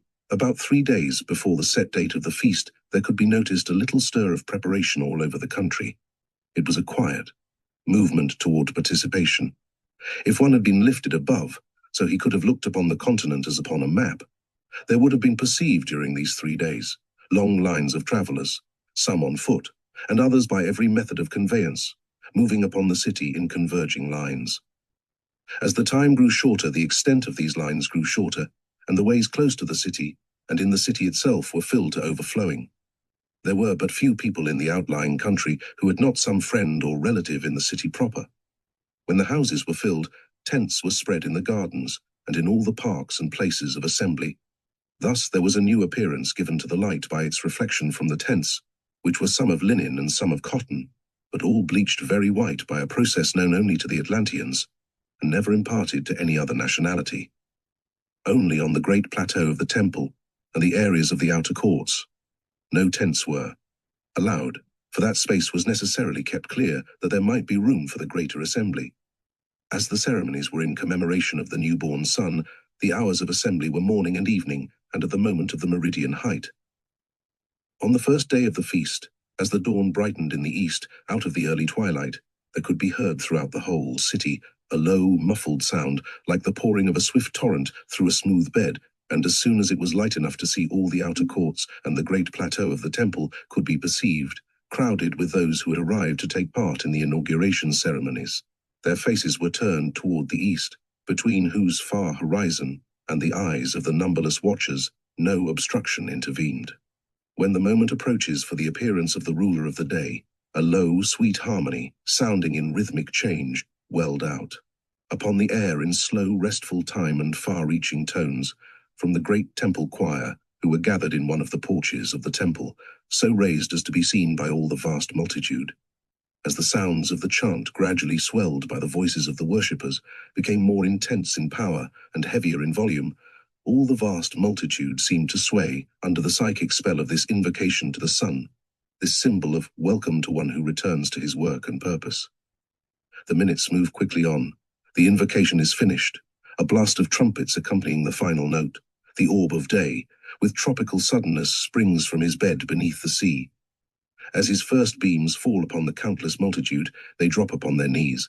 With bowed heads in silent adoration, they ascribe all glory, all power, all praise to that which stands to them as the manifested source of life, of health, of strength, the ever-sleepless eye of the One.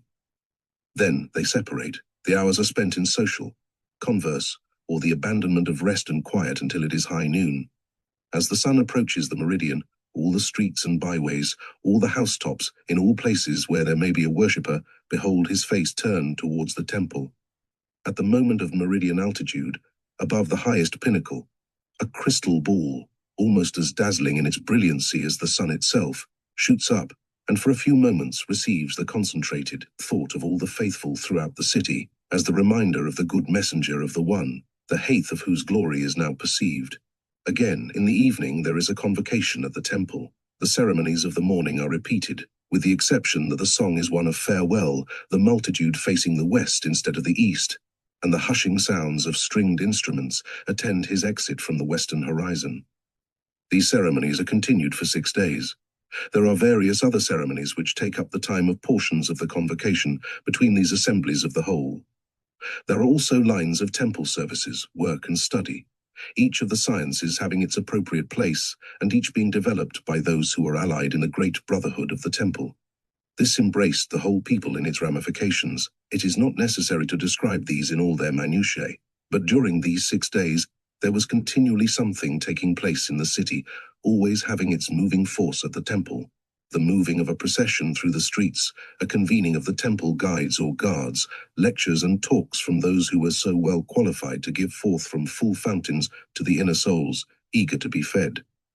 But as the evening draws on, after the waning of the 6th day, once more all the courts of the temple were thronged.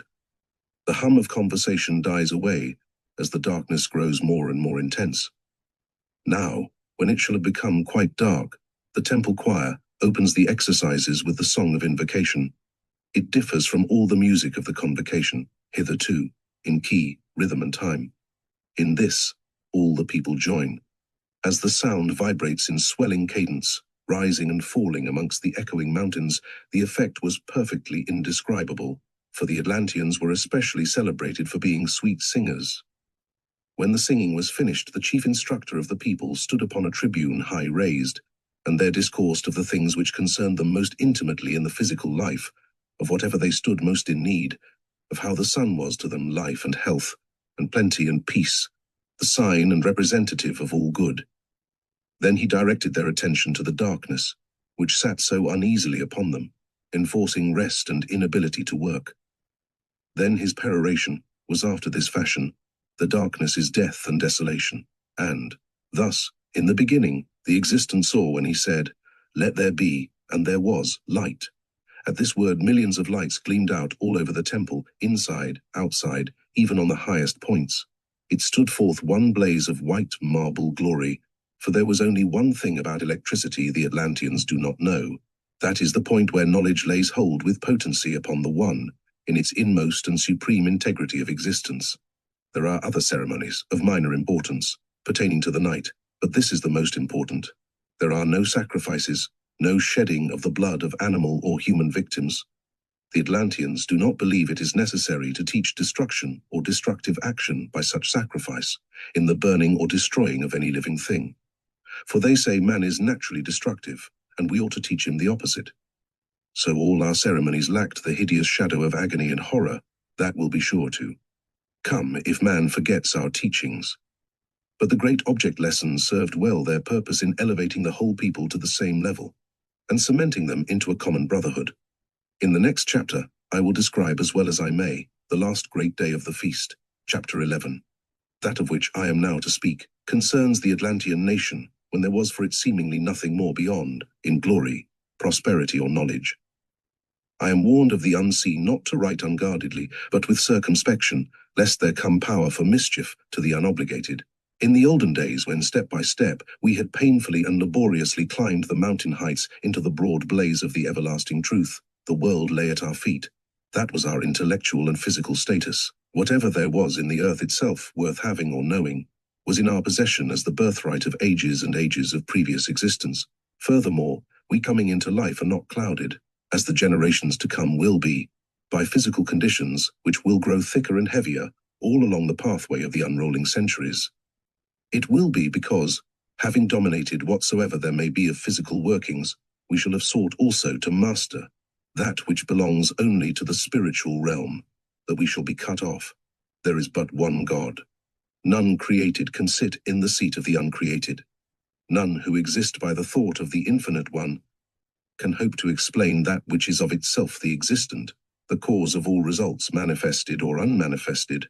In the first part of the development of the Atlantean nation, all communication was carried on by outer sense vibration, even as now. Perhaps the vibrations were not as intense as at the present, but in the latter days they who are instructed are taught by thought transference.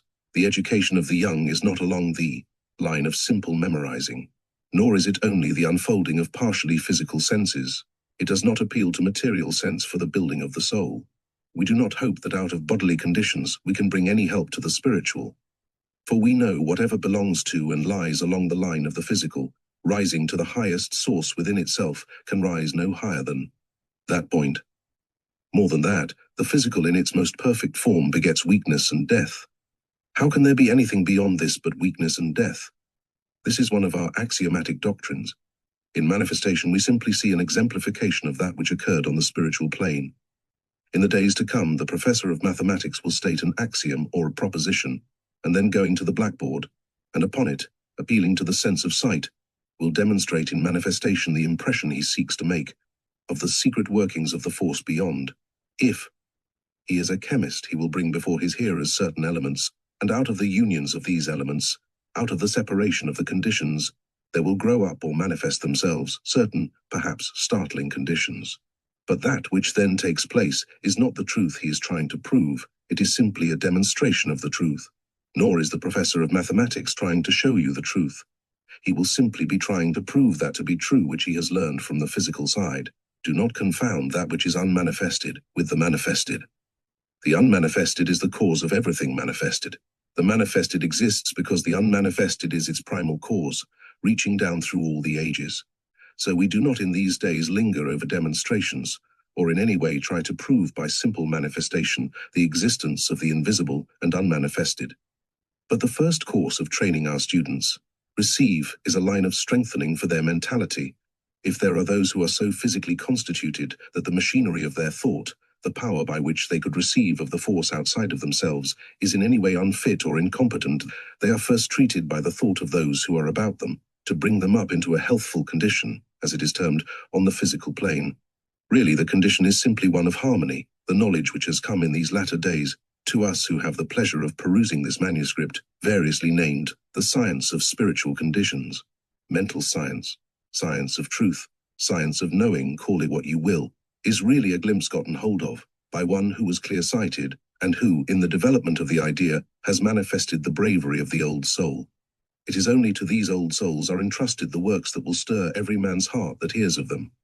It is, however, by standing before the world and demonstrating for years and years that which is the germ cell of a most wonderful knowledge, the unfolding along invisible and spiritual lines can be accomplished. But I must not forget to state that the privilege of giving out these truths, so that they can be understood, belongs to the Atlantean born. If these stand in their places today, and declare their personal knowledge to be truth, until that truth is recognized, they have done for themselves a service. It matters not whether the clouds and thick darkness may enclose them afterwards. That portion of the truth, which they have put forth, will stand forever and forever. So what we know as an occasional matter of healing after a miraculous fashion was a thing of everyday occurrence with the old Atlanteans. Those who united for the purpose of increasing the race mated themselves first, according to the best knowledge belonging to the astrologers of those days.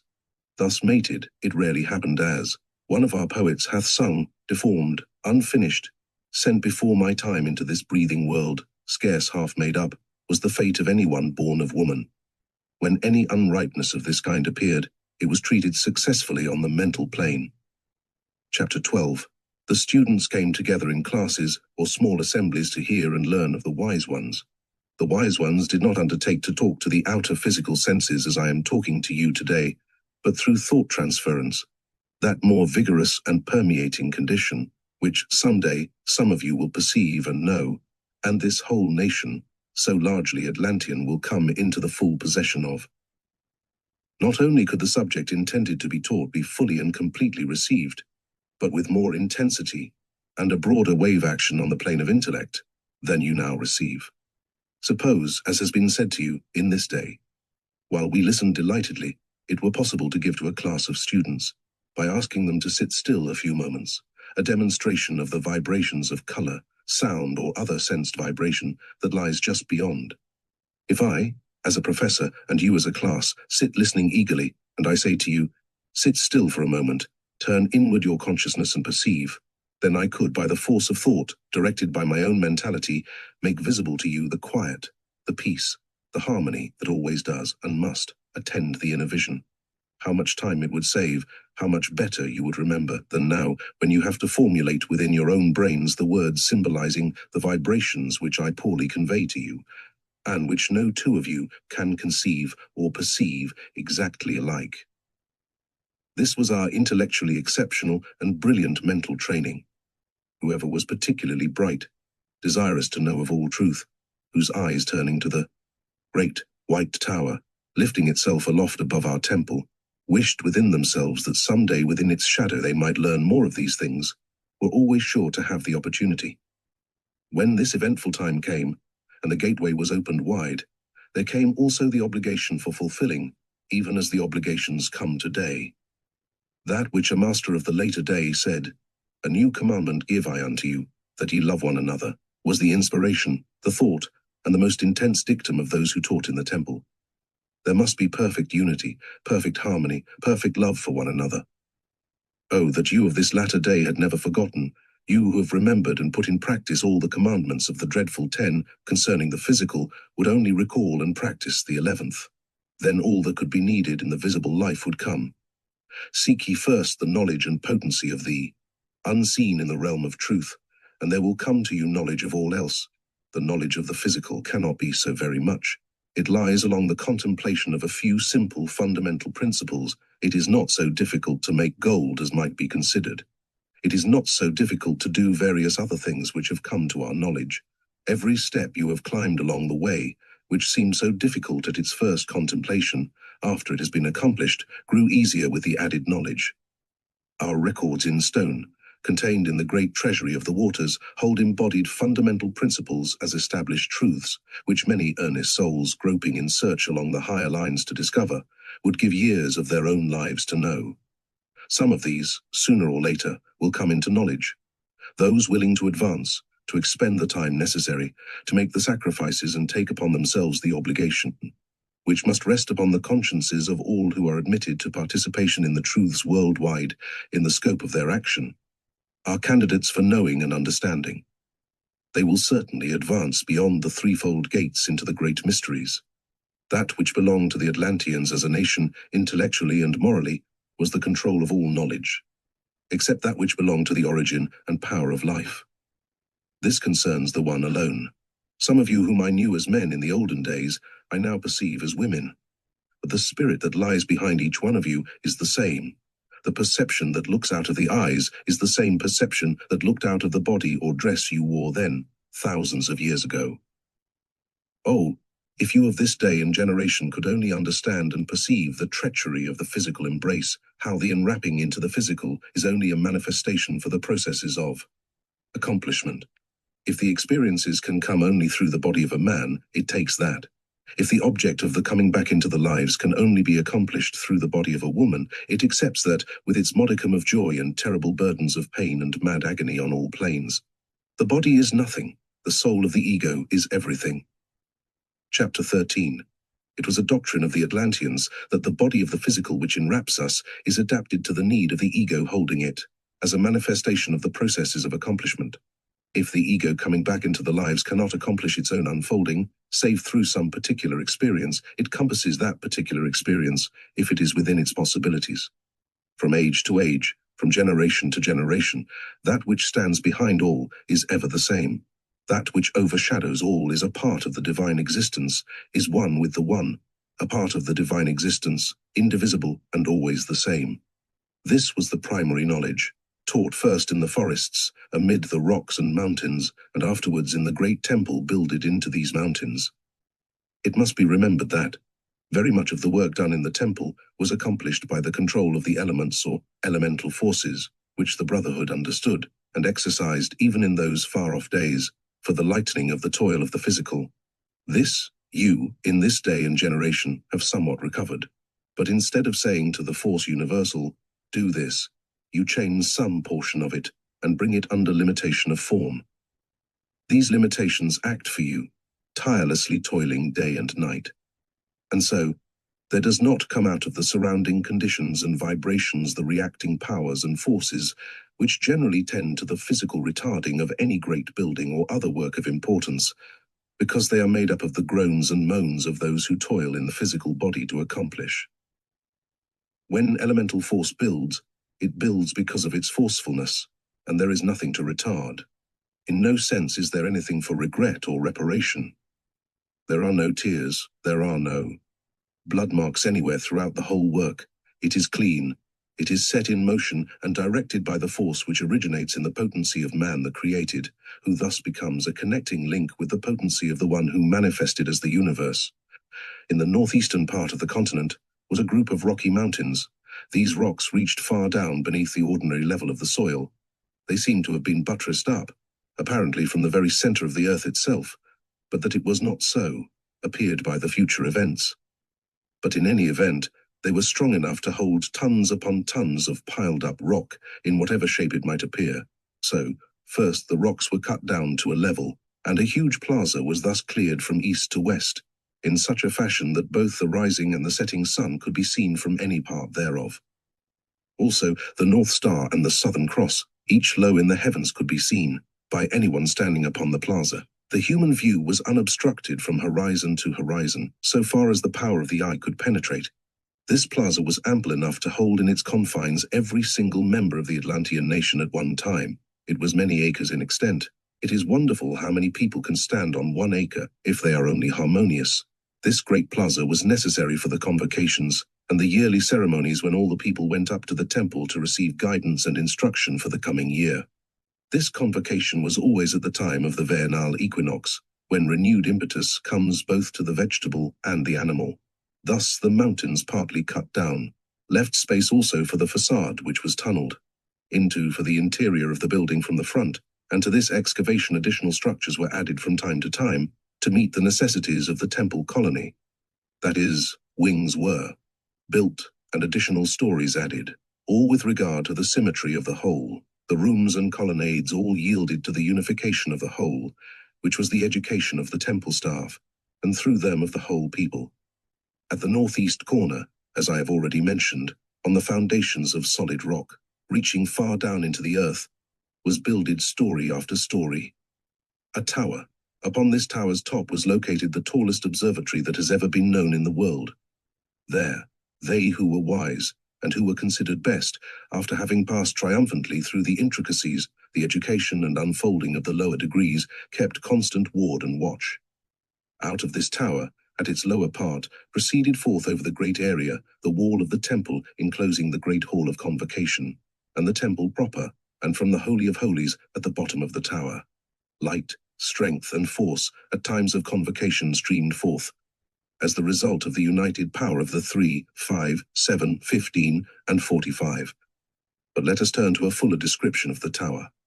The tower was 22.5 feet in diameter at the highest point of the coping. It was built of hewn stone in the shape of the trunk of a tree, large at its base, growing a little smaller in diameter, halfway up, and then widening again. This model from nature was considered the strongest form.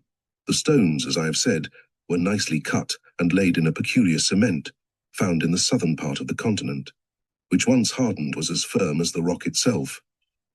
So the tower bore itself aloft, as if it were one solid stone. Over the top, at the distance of 10 feet from the floor at the coping, was a spherical dome. It was of glass, and more than that, it was made of a single piece, as transparent as water itself. Through this, all the motions of the heavenly bodies could be seen and minuted from convenient points of observation in the chamber below. The floor of the hall was of mosaic, wrought in figures, and when it shall reappear, he who is wise may read in this a history of the founding of the temple, its date, its object, and the purposes to which it was dedicated. At one edge, there was set in the wall a circular disc that was movable at the time of the entrance or departure, for him who knew the secret spring. This was known only to the 3, one of whom was constantly on duty, in attendance on the Holy of Holies of this temple. There was another Holy of Holies in the great hall of convocation, but that was the symbol of the highest person of the superior wisdom. One was the superior wisdom, and the other the inferior wisdom. Over this floor so tessellated was spread to protect it from injury a carpet of heavy linen, woven so closely that it was almost impervious to impressions from without upon it. The usual wear and tear of things earthly did not affect it in the least. This was stretched tightly upon the whole floor. Upon the upper surface of this was drawn a circle of the whole circumference of the chamber. Within this periphery were drawn 3 other circles, which joined each other at their circumferences, and whose centers were each equally distant from the center of the great circle. Through these were drawn the intersecting equilateral triangles and the 6-pointed star. In the center of these inscribed circles was placed a seat, one for each of the 3. In the center of the great circle was a tripod holding a censer, in which burned the eternal fire. In their invocations, when they were reaching out to conquer new territory in the invisible, it was absolutely necessary that the potency of the 3 should be embodied in the outer circle. Coordinate with this effort, the potency of each must guard his own particular circle, while from the center it was essential should be wafted into space, the potency, which could call and conquer. These were all used upon especial occasions. These vigils were nightly and daily, and the record of their observations were carefully kept. These 3 were wise men, for they had risen step by step from the knowledge of earthly things and their environments to a point where they could perceive all that could or would happen, not only to Atlantis, but to all the remainder of this planet. They had also attained the point where other furnishings were not necessary for their assistance, for in the perception of the divine birthright, they declared themselves one with the all-potency, and so acted, so demanded, and so perceived. This perception finally engendered pride of station, which conjoined to their knowledge was the cause of their overthrow. Chapter 14. In considering the remaining secret chambers, let us remember that all knowledge comes from the home of the great gods, the silence where everything is, that is. Between the station of the 3 and the 5 was a heavy floor of masonry, each stone of which fitted into all the others, even as one piece of solid rock is fitted into its surrounding rock. Had it all been one piece, it could not have been more lasting nor more compact. The arch of the lower chamber was like the arch of the upper chamber.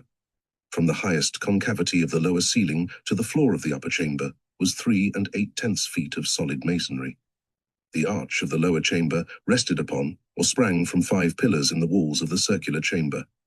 Between each of these a single piece of marble was set, polished to the highest possible point. One was white, one was black, one was white, one was black, and one was white. Between the 2 white ones was a band of burnished gold, the art of preparing which, after being lost for ages, was recovered again in Etruria, whose wondrous masterpieces are the marvel and glory of the present time. It glittered and shone, as only that metal can respond to the artisan's hand. These marble mirrors were turned towards the earth, at a slight angle, and in them could be seen, as in the pages of an open book, all things that were happening, had happened, or were about to happen. That is to say, by the art of the wise ones, these had become reflectors of the astral books. Whoever knew the cipher could read, but to know the cipher, they must be able to perceive, and no person could be eligible to membership in the 5, who under training did not manifest this power of perception. When the love of learning and the desire for understanding had given him the first rudiments of the cipher, he was transferred hither. Then, as if in a vision, he was allowed to give proof whether he could see and read. If he failed, he was returned whence he came for further training, if it appeared the gift was his. If not, then only that which had happened to him was his as if he had dreamed it.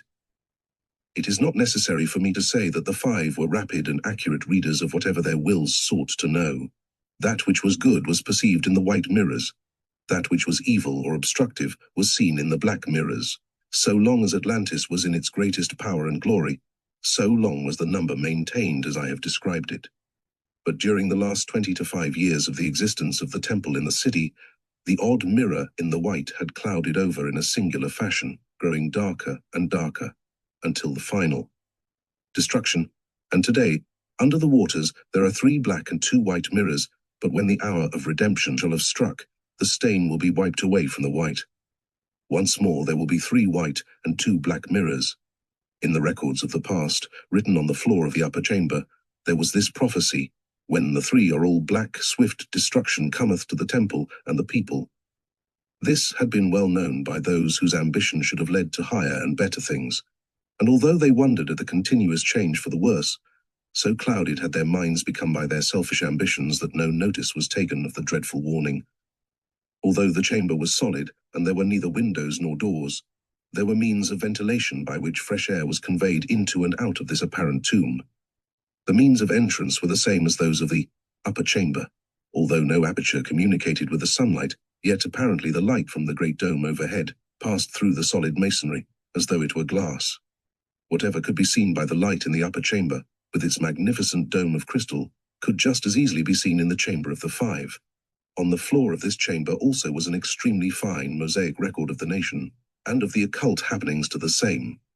Over this was a carpet of the same material as that above, and a circle 22 8/10 feet in diameter. Within this was drawn a pentagon, 13 8/10 feet on a side.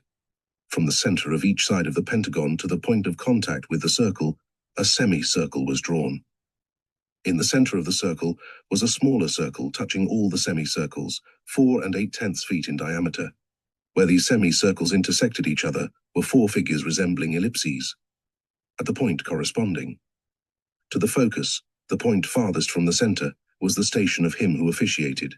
You will see when you draw these lines how intimately was the sustaining power of each bounded by the great circle of the environment. All were limited, supported, and sustained. In the inner, the smaller circle representing, with the center, the power of the one was reached and held by the semicircle of each, and each was supported in turn by that of his brother, next to him, on the left, and by his own power, until the whole circle was completed. Here the triangle has become the pentagon, and the symbol of the intimate relations of those who are brothers was carried out fully and completely. All the civilization the world boasts today is the result of the vibrations set in motion within this noted tower of the Atlanteans.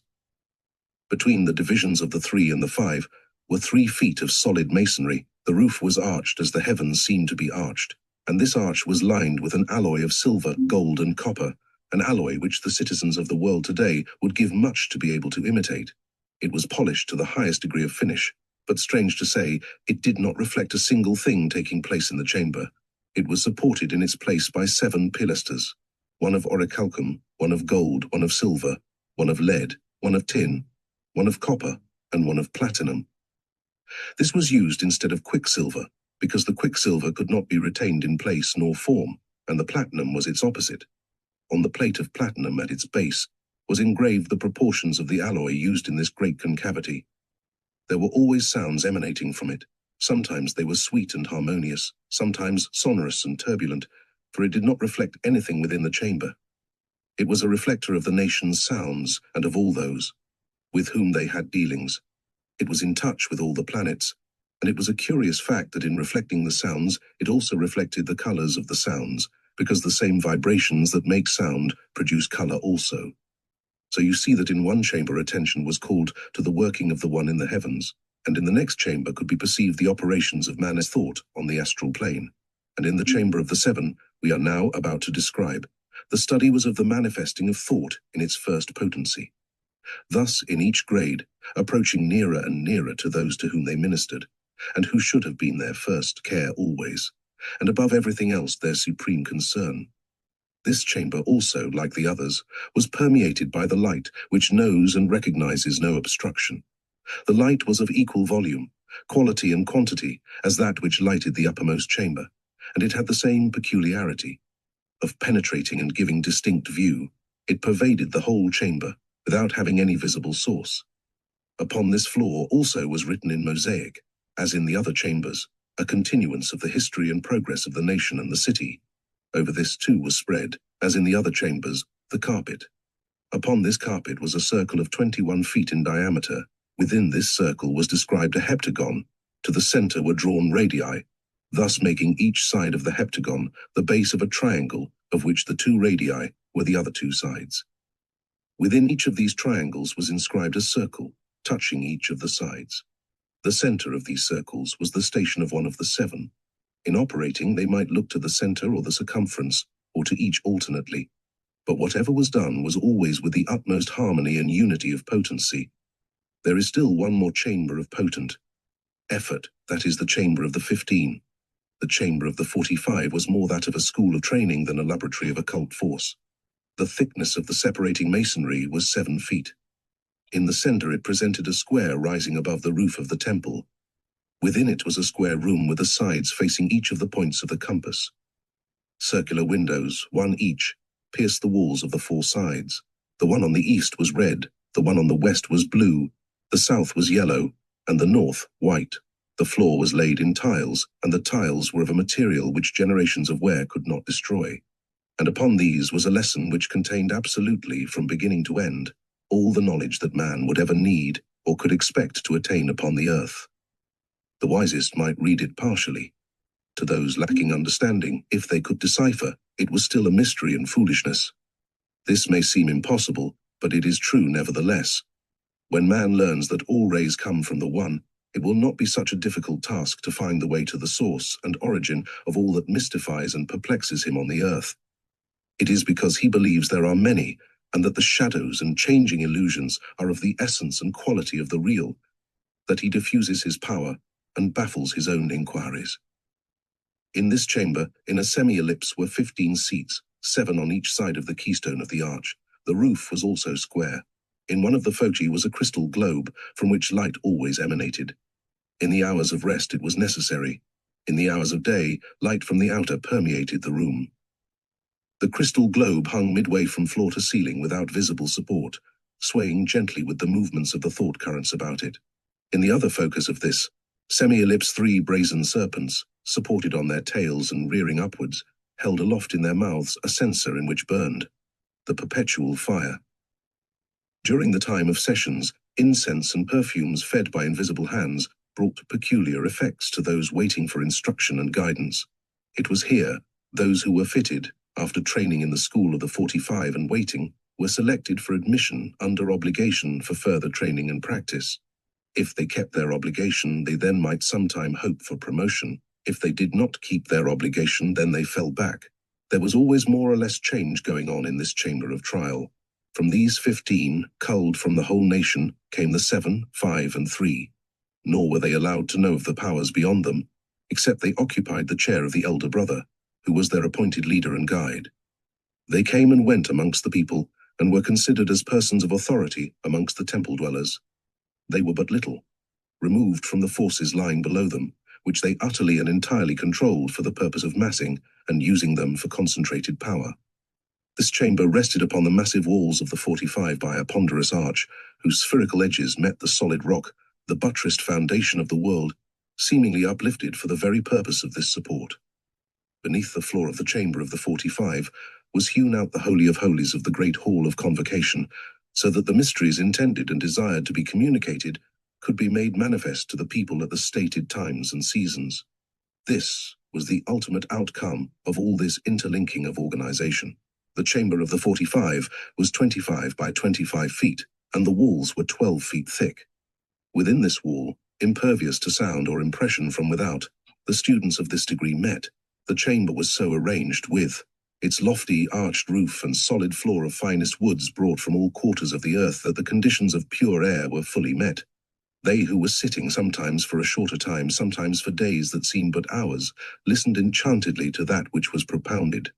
To them, there was no lack of understanding from crudeness or from any disarrangement of the physical conditions of harmony and peace which all men must have, to be at the highest point of perception. Chapter 15. Thus sitting, the 45 were arranged in 4 rows of seats, 11 in each row, arranged elliptically, facing a raised dais, on which sat the elder brother during the hours of instruction. The rows of seats were raised one behind the other, and thus gave perfect and unobstructed liberty of sight and perception to the brothers who sat upon them in the order of their ages.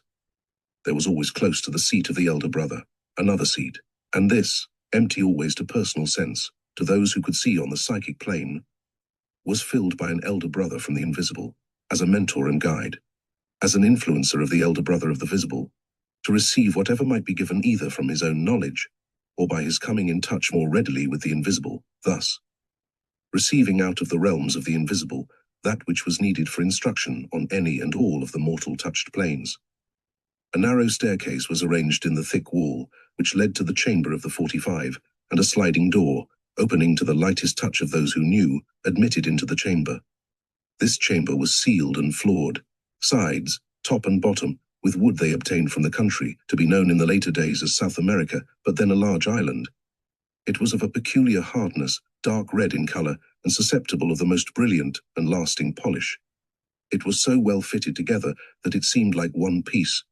They who were the builders controlled the elemental force, which was able to do persistently and in the finest manner whatever it was set to do. So when the door was closed, it appeared as if they were in a shell from which there was no possible escape. There was no danger from any outer accident, except possibly an earthquake, but for many hundred years no earthquake had occurred. For many years to come, none was predicted by even the wisest astrologers of the temple. The doorway by which they entered was in the open end of the oval upon which the seats were placed. Within the whole chamber, at distances far enough to protect the sight of those who were receiving instruction from any bewilderment by the light, points of emanating brilliancy were placed. What these points of light were composed of, hundreds of men in the days to come will give several years of their lives to know, and never be able to find out. Before these facts shall have again come into the possession of men, there will have been those who will have come to the place where their hands have laid, almost upon the thing they crave and so covet. These lights, held as it were by invisible torchbearers, could be perfectly stationary for any length of time, or they could be moved, as there was necessity for concentrating or diffusing that which they gave forth. At times, in full view of the whole number, would come up something acting as a reflector of thought action, and picturing either the past or the future. This great transparent blackboard, so to speak, so you may understand just what I am trying to say, held itself in place, or seemed to dissolve under the will of those who were instructing, and while one could see through it, it was an impermeable barrier to any passage through it. No thick bar of brass could more stoutly resist. While there was nothing of it that appealed to the sense of sight, there was still such force that it served as an obstruction, although invisible. Upon this clear sheet, of size large enough to fill the whole 25 feet, rising up as might be necessary, for the accommodation of whatever was thrown upon it, out of the mental conditions of those who taught under the law set up by those who in the highest chamber of the temple watched and waited through the centuries. So in the times of instruction, the elder brother detailed whatsoever should come to him out of his own mentality, or should be given him out of the records of the past, or out of that which should be the result of sequence in the future. At the same time, he demonstrated upon this invisible screen, exactly as he described, both as to what had already occurred or might take place.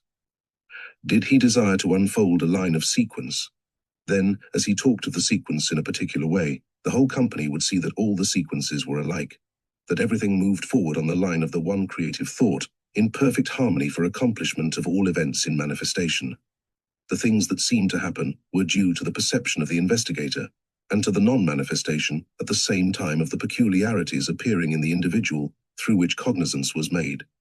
But let us describe one session. Minute by minute, there have been persons coming through the door into the chamber, which is held in the softness of a dim, pleasant twilight, not clear enough for perception, except at close range. They've quietly and without speaking come forward each to the seats, where they have evidently been assigned, then, sitting, have restfully waited in silence and peace. In coming in, they have all advanced from the door of entrance across the space, where the square of demonstration was held, thus showing as they came in, there was nothing between them and their seats. They have passed on, and all are now seated. There was not a single absentee. Such a thing as absenteeism or tardiness in the workings of the great temple was unknown. Too well they knew the wonderful power of continuous, unbroken action. The hour strikes from a sonorously toned bell, seemingly in the center of the room. To the personal sense, no bell is visible. It might seem strange that we Atlanteans had any idea of measuring time, but it must be remembered there is nothing not known, nothing that will ever be known, nothing that the world will ever receive that was not received by those who, eager for knowledge, were not only eager to understand, but to use. We had perceived and received all human knowledge. As the hour strikes in the manner I have described, the 44 and the elder brother looking up, perceived a form dim and misty in outline, has filled the chair of the presiding instructor. Sitting in the position of meditation, which in the later times the Egyptians copied in their temple work, and left us on record, on their books of stone, they concentrate on the thought of unity. There were 3 points upon which they concentrated in succession: unity, harmony, and love. For these 3 constitute the unmanifested, so they who were in the 45 were taught. When the quickening of the invisible within themselves had become exalted, at a sign from the elder brother, they stood, and making a sign that is recognized by both the visible and the invisible, repeated words having of themselves potency, force, and intense harmonious vibration. These words were reinforced by other vibrations, resembling the rolling sound of a great organ. It was a reverberation partly reflected and partly responsive, out of the invisible by which they received answer, and thus became unified into the sense and condition of desire in its most perfect form for whatever might and could be given them. On this night of which I am speaking, the elder brother commenced describing the possibilities of unfolding in all who were present, of the unfolding of the earth's condition, of the things that would bear down in the way of clouds and darkness, of limitation, obstruction and opposition, and as he described step by step that which might come under certain circumstances, the screen of almost invisible material quivered and shimmered with the lights and shades passing over it. To those who perceived with only the physical eye, there was only a dancing of lurid fires. To each who had come into more perfect condition, it was possible to perceive, not the play of the light, but the varying colors and forms which lay behind the colors, not only upon the pictures of the scenes, but upon the scenes themselves. The future presented itself as the eternal now. One of the 45, looking forward, not dreaming that all that seemed to occur was about to come in the close future, hardly attempting to estimate time, saw then how the Brotherhood of Wisdom for the ages might find itself for a time unrepresented upon the earth, but under the obligations which make the members of the Brotherhood acting, living members, whether living or dead, so the membership in the invisible sought, desired, and brought about the remanifestation and rehabilitation. All the signs and points made and desired to be emphasized were illustrated upon our screen, and thus, as the time went on, in that which was to be the dawn of a new recreation, so to speak, we perceived certain gatherings of the far future were also being pictured upon the screen. I remember it all well, for it seemed, as the memory comes to me out of the past, there was some responding condition within myself. Not only did I see it and feel it, as regarding myself, but that others would then come into it at that time, whose presence and help would recall the now, but to be known then as ancient days, and they would testify to the truth of the then pictured. I cannot tell you fully of all the drapings and decorations and precious metals that adorned this chamber, but you may imagine for yourselves nothing was spared to make it a fit place, both in the conditions of the visible and in the potencies of the invisible, drawn from all over the world for the inculcating, in its fullest and its strongest, the truth of that which will be fully verified. They who now in life know not only of the lower, but also of the higher, thus perceive the apparently futile, in many respects, has for its governing, impelling force, the strength and power of the ages behind it. All move on to fulfill in the completed outline whatever was set and designed to be accomplished.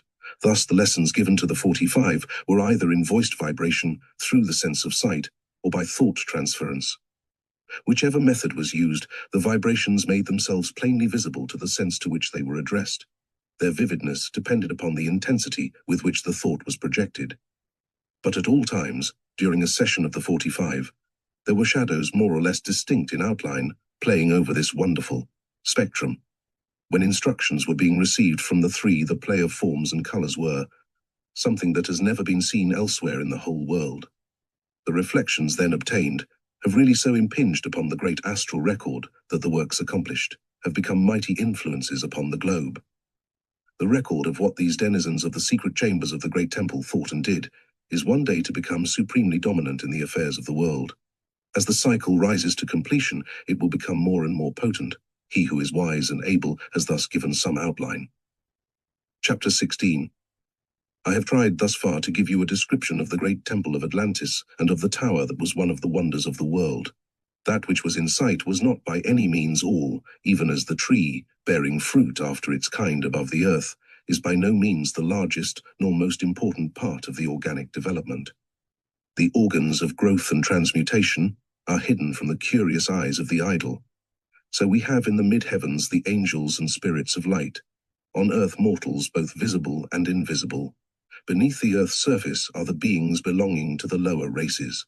who have never been subjugated by the spiritual powers of such as held sway in the upper chambers. These elemental beings will be classed in the later day as salamanders, water spirits, kobolds, goblins, and dwarfs. They are workers in the fire, the water, and the earth or rocks.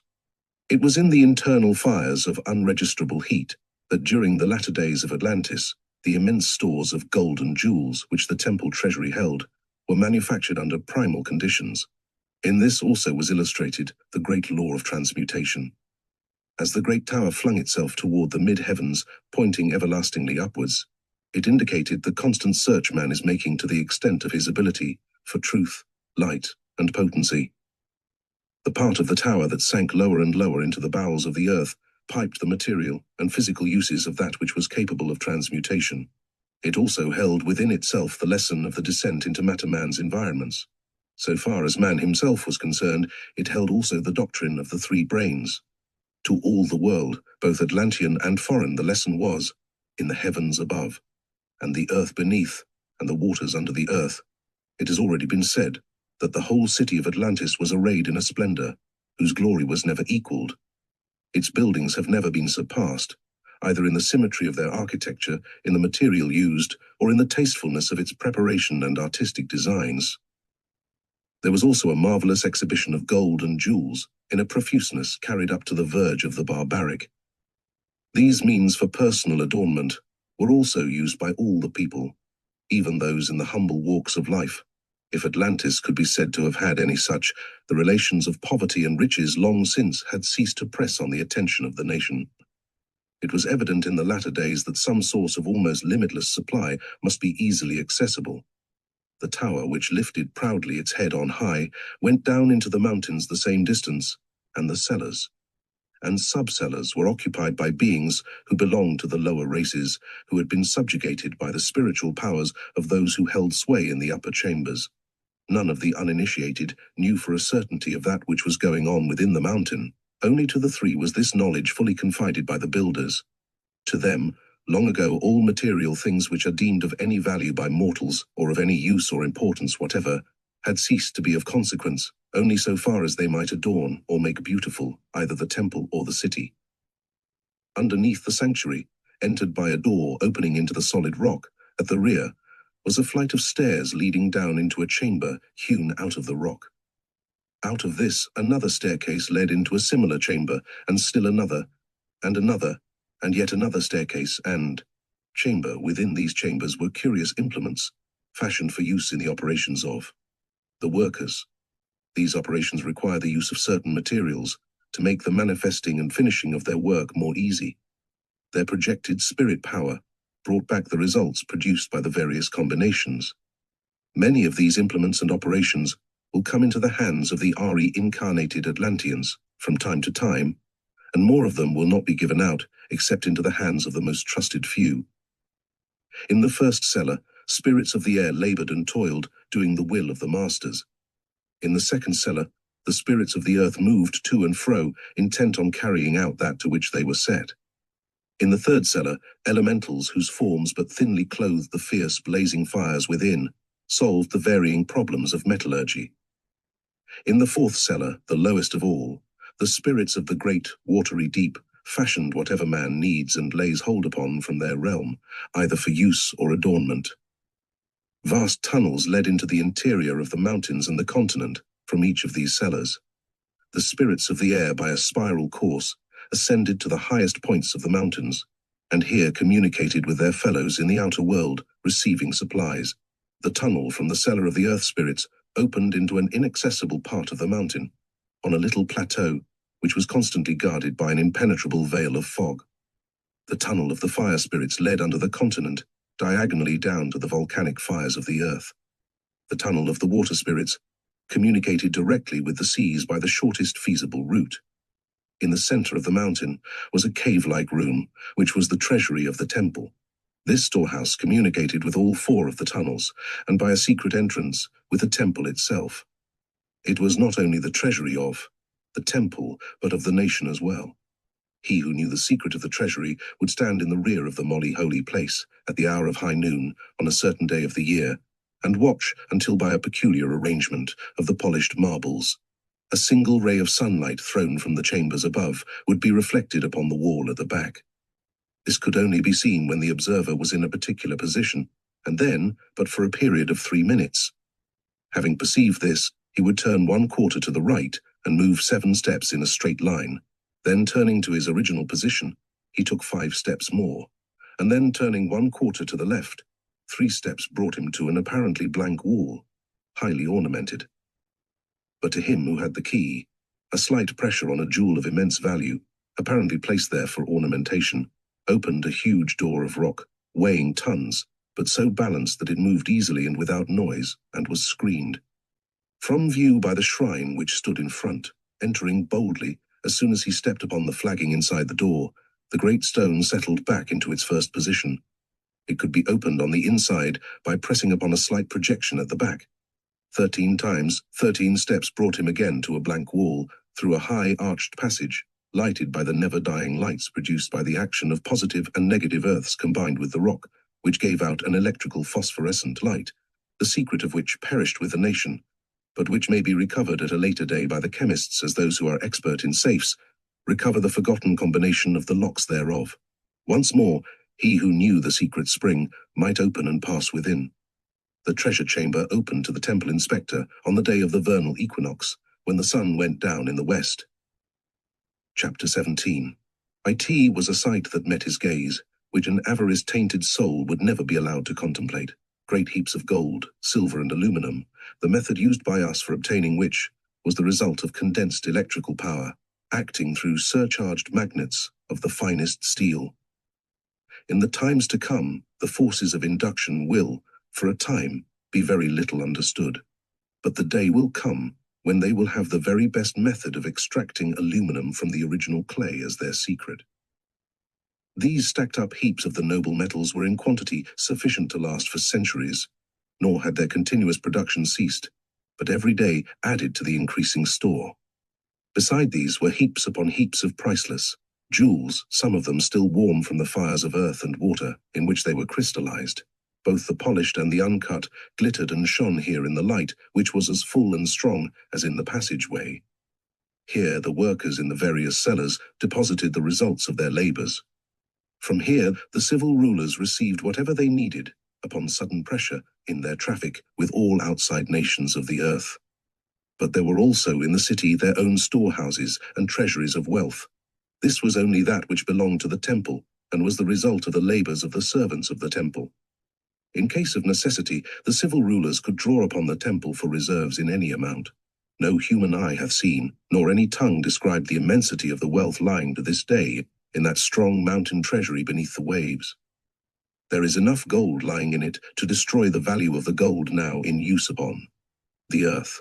But when the day of its discovery shall come, it will belong to a nation, who shall have so purified itself from avarice that there shall be no karmic weight transferred from this treasure to the shoulders of its finders.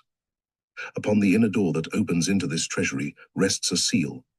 Upon this seal is the following inscription: "The potent will of the Most Mighty holds this treasure safely until the time of the restoration shall come. The Angel of the Waters has charge of it."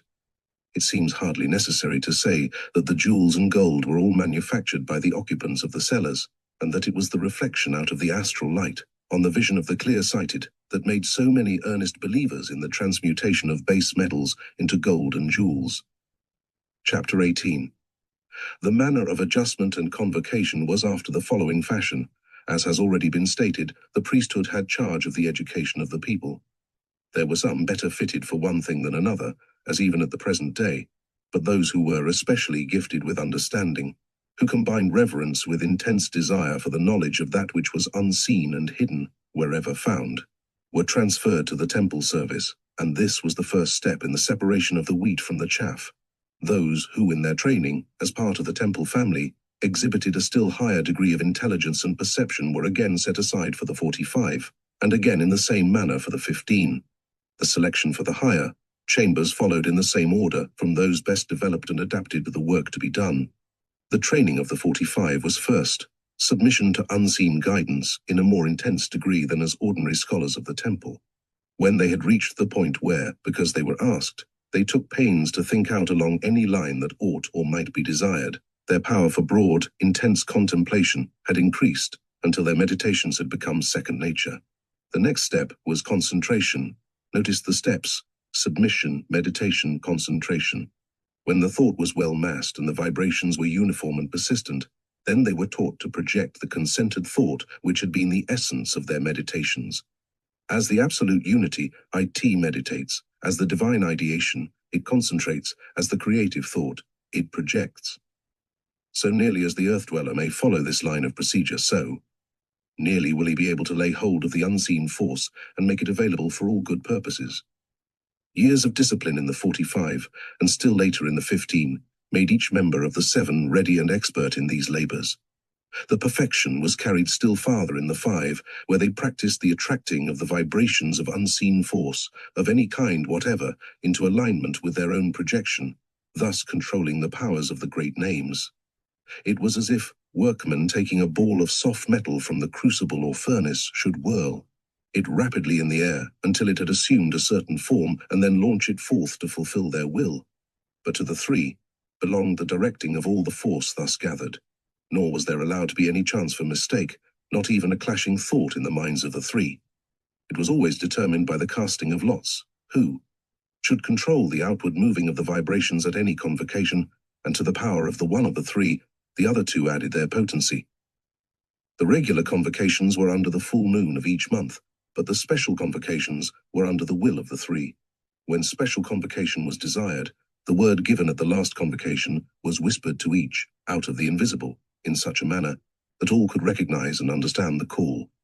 At the close of the convocation, the elder brother of each section received from the elder brother of the highest section a word like this: mild. This the elder brother communicated to the inner sense of the instructed, it never being spoken aloud, as the closing password of the session. If there was a special convocation, then, to each one, came out of the silence the word to the inner ear, and thereby not only was the day named, but the hour was fixed, being always at a certain distance from the sun's setting. If there was no special convocation, then at the next regular meeting, each one present at the opening, in succession, in low breath, pronounced the given word, so that which had been given out was again recalled. The work was formally opened in the upper chamber by the 3. At the first word of invocation, the center of fire glowed and flashed, and whatever had been planned or arranged for, needing potency, was apportioned amongst the lower chambers. In the chamber of the 5, the polished marble slabs reflected the orders. In the chamber of the 7, the notes of the bell, like the tones of some sweet harmony, told the story. But to the trained inner car of the elder brother, in the 15, as by inspiration, came that which was necessary to be done. There was no hesitation in compliance, no timidity in obedience, and no delay in action.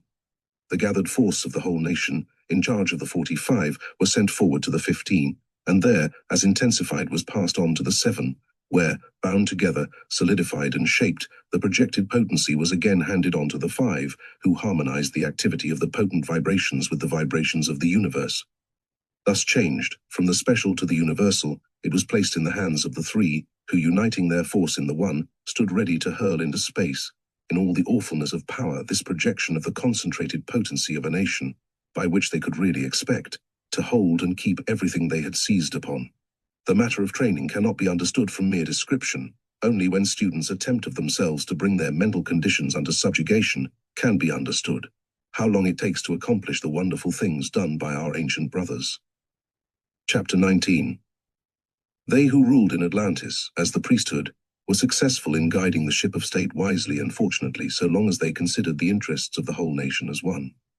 As long as they put aside the sense of separateness, while they only sought for wisdom, that the benefit growing out of it might be utilized in common by all the nation, who looked for light and guidance from them, all was well. As long as the 3, 5, and 7, with the 15 and 45 were separate and yet one, the only distinction being to see who could best work with the highest potency in the position where he was placed, satisfied that the well and perfect doing and the acquiring of knowledge from experience would bring the reward that comes always to attainment. They looked to the perfect doing, and not to the result, and out of this desire grew the concentration of potency in their hands, which made them the one nation of the earth, exceeding all others in the unraveling of the hidden mysteries. But it was not a task of idle floating, but sometimes of fierce, desperate warfare in the domains of the invisible. As one point after another unfolded to their perceptions, those who held guard over the hidden truths or those who wrought ignorantly or malevolently to confuse mortal understanding, used every effort to upset, and if it were possible, to cut off the keys of the universal principles. And it was many years, aye, centuries, before they had compassed the fact that numbers harmoniously united and agreed upon a certain single point on spiritual lines were just as powerful as the combinations on the physical plane, with the difference that if spiritual conditions were once perfectly trained and harmonized, there could be no defection nor sudden weakness, for weakness is in no sense a spiritual attribute, while an army, or other mass of physical conditions, might at any time be stampeded. Therefore, in all the work, none were admitted to the separate and secret assemblies until the overcoming of the body and its desires was far advanced, thus leaving the spirit a clear field in which to operate. Another point, so soon as the occult ideas and thoughts were strongly developed, it served as a magnet for those who were in or on the same lines of thought, both from the incarnating spheres and also from other points upon the earth, where lamps lighted from the Atlantean torch by its inspiring reflection had stimulated those who came within its reach to a higher and more vigorous search. Knowing of Atlantis, they gravitated thither, and here they would have remained and shared with Atlantis the fate that overtook her, blotting out for a time from the earth all the knowledge that went before, had not those who in the silence of the unseen watched and foreseen the cataclysm, but not its cause, worked to scatter abroad upon the earth, enough to become the seed and salt of salvation for the generations that have followed.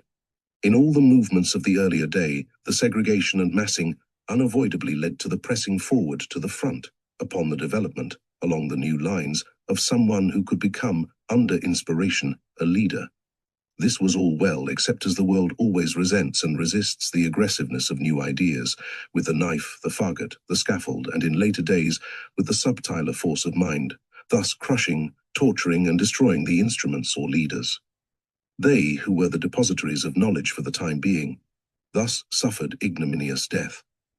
The knowledge itself has been in great danger from the machinations of secret enemies, of total eradication from the earth and the perceptions of its inhabitants.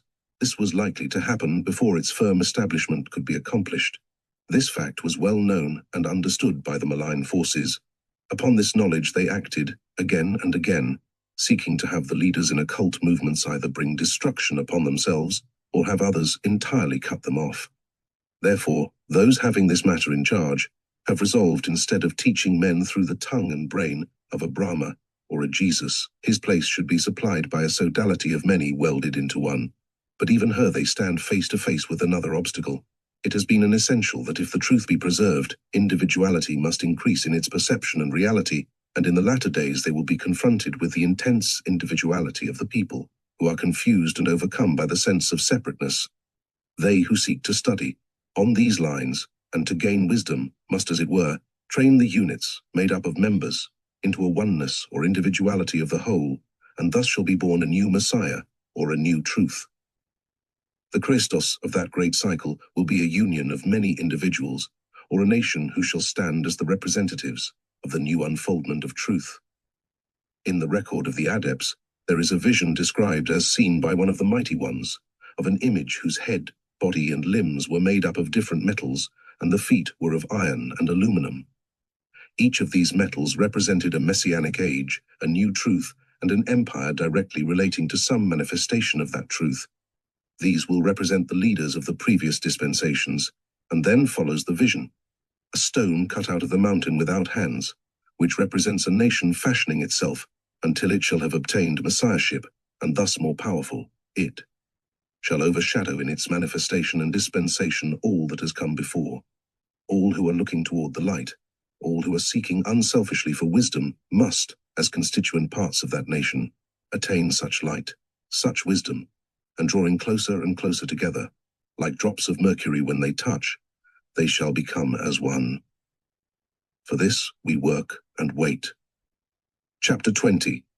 Among the archives of that time and country has come to the knowledge of our present generation the following prophecy, and it shall come to pass in those days, in which the highest knowledge that has ever been given to the world shall be seized upon by the few, and if rightfully and truthfully held for the many, will bring to all those who shall come upon the earth wisdom, blessing, and growth. But there must also be an overcoming of the natural and physical, which will bring disturbance and sore distress, because the physical yields not to the rule of the spirit, without much resistance. All progress in the soul's career is stimulated by the instinct of the spirit to return to the condition of its first powers and estate before it should have individualized itself from the one.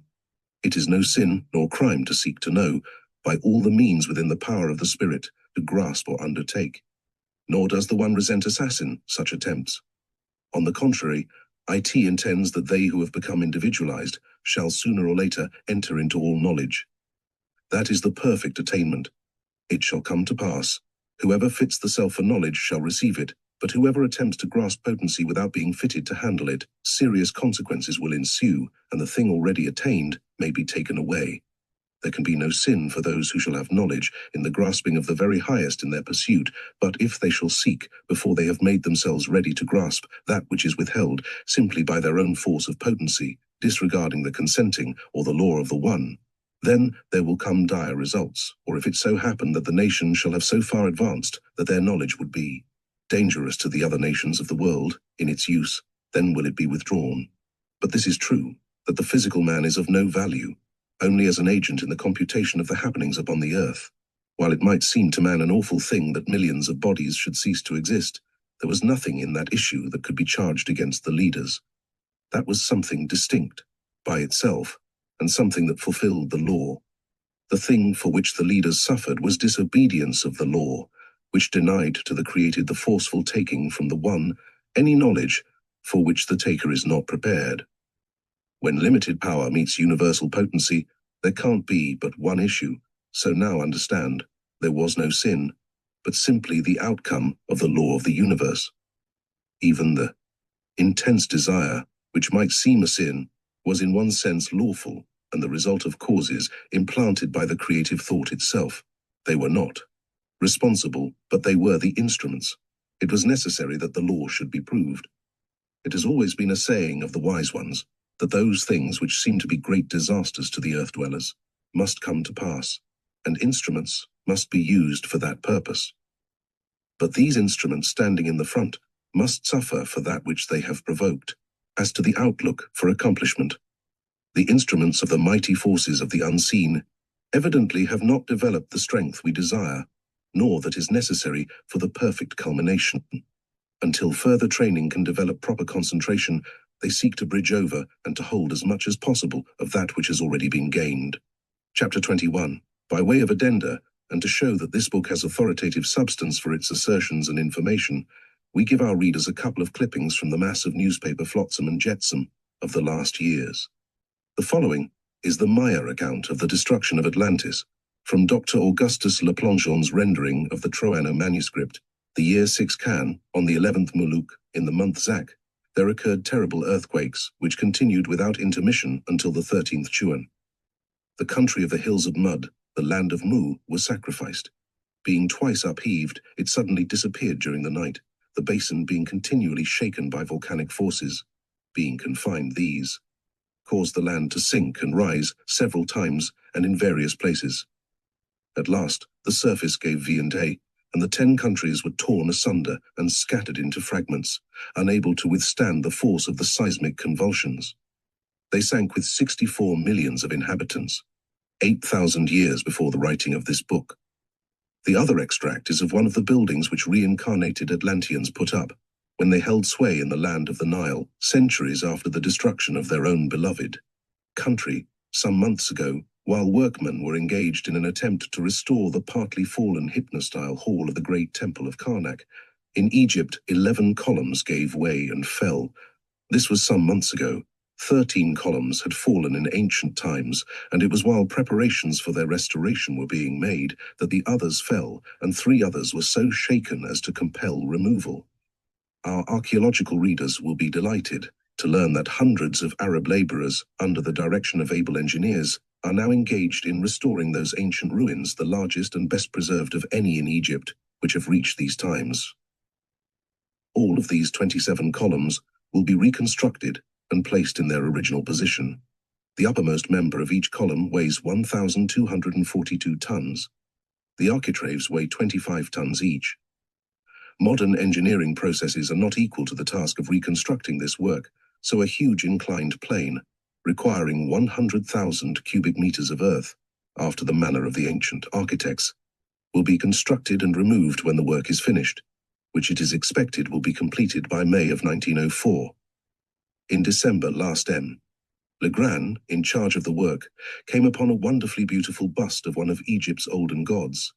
Other portions of the statue have subsequently come to light, and it is hoped the residue may be found and restored to its entirety, save possibly a small piece to complete one of the legs. This statue, labeled Khonsu of Thebes, god of the day, will be pieced in the reconstructed temple, and it is expected other treasures of ancient art will be unearthed in the farther removal of the debris of ages, which has accumulated in these ruins. Finis.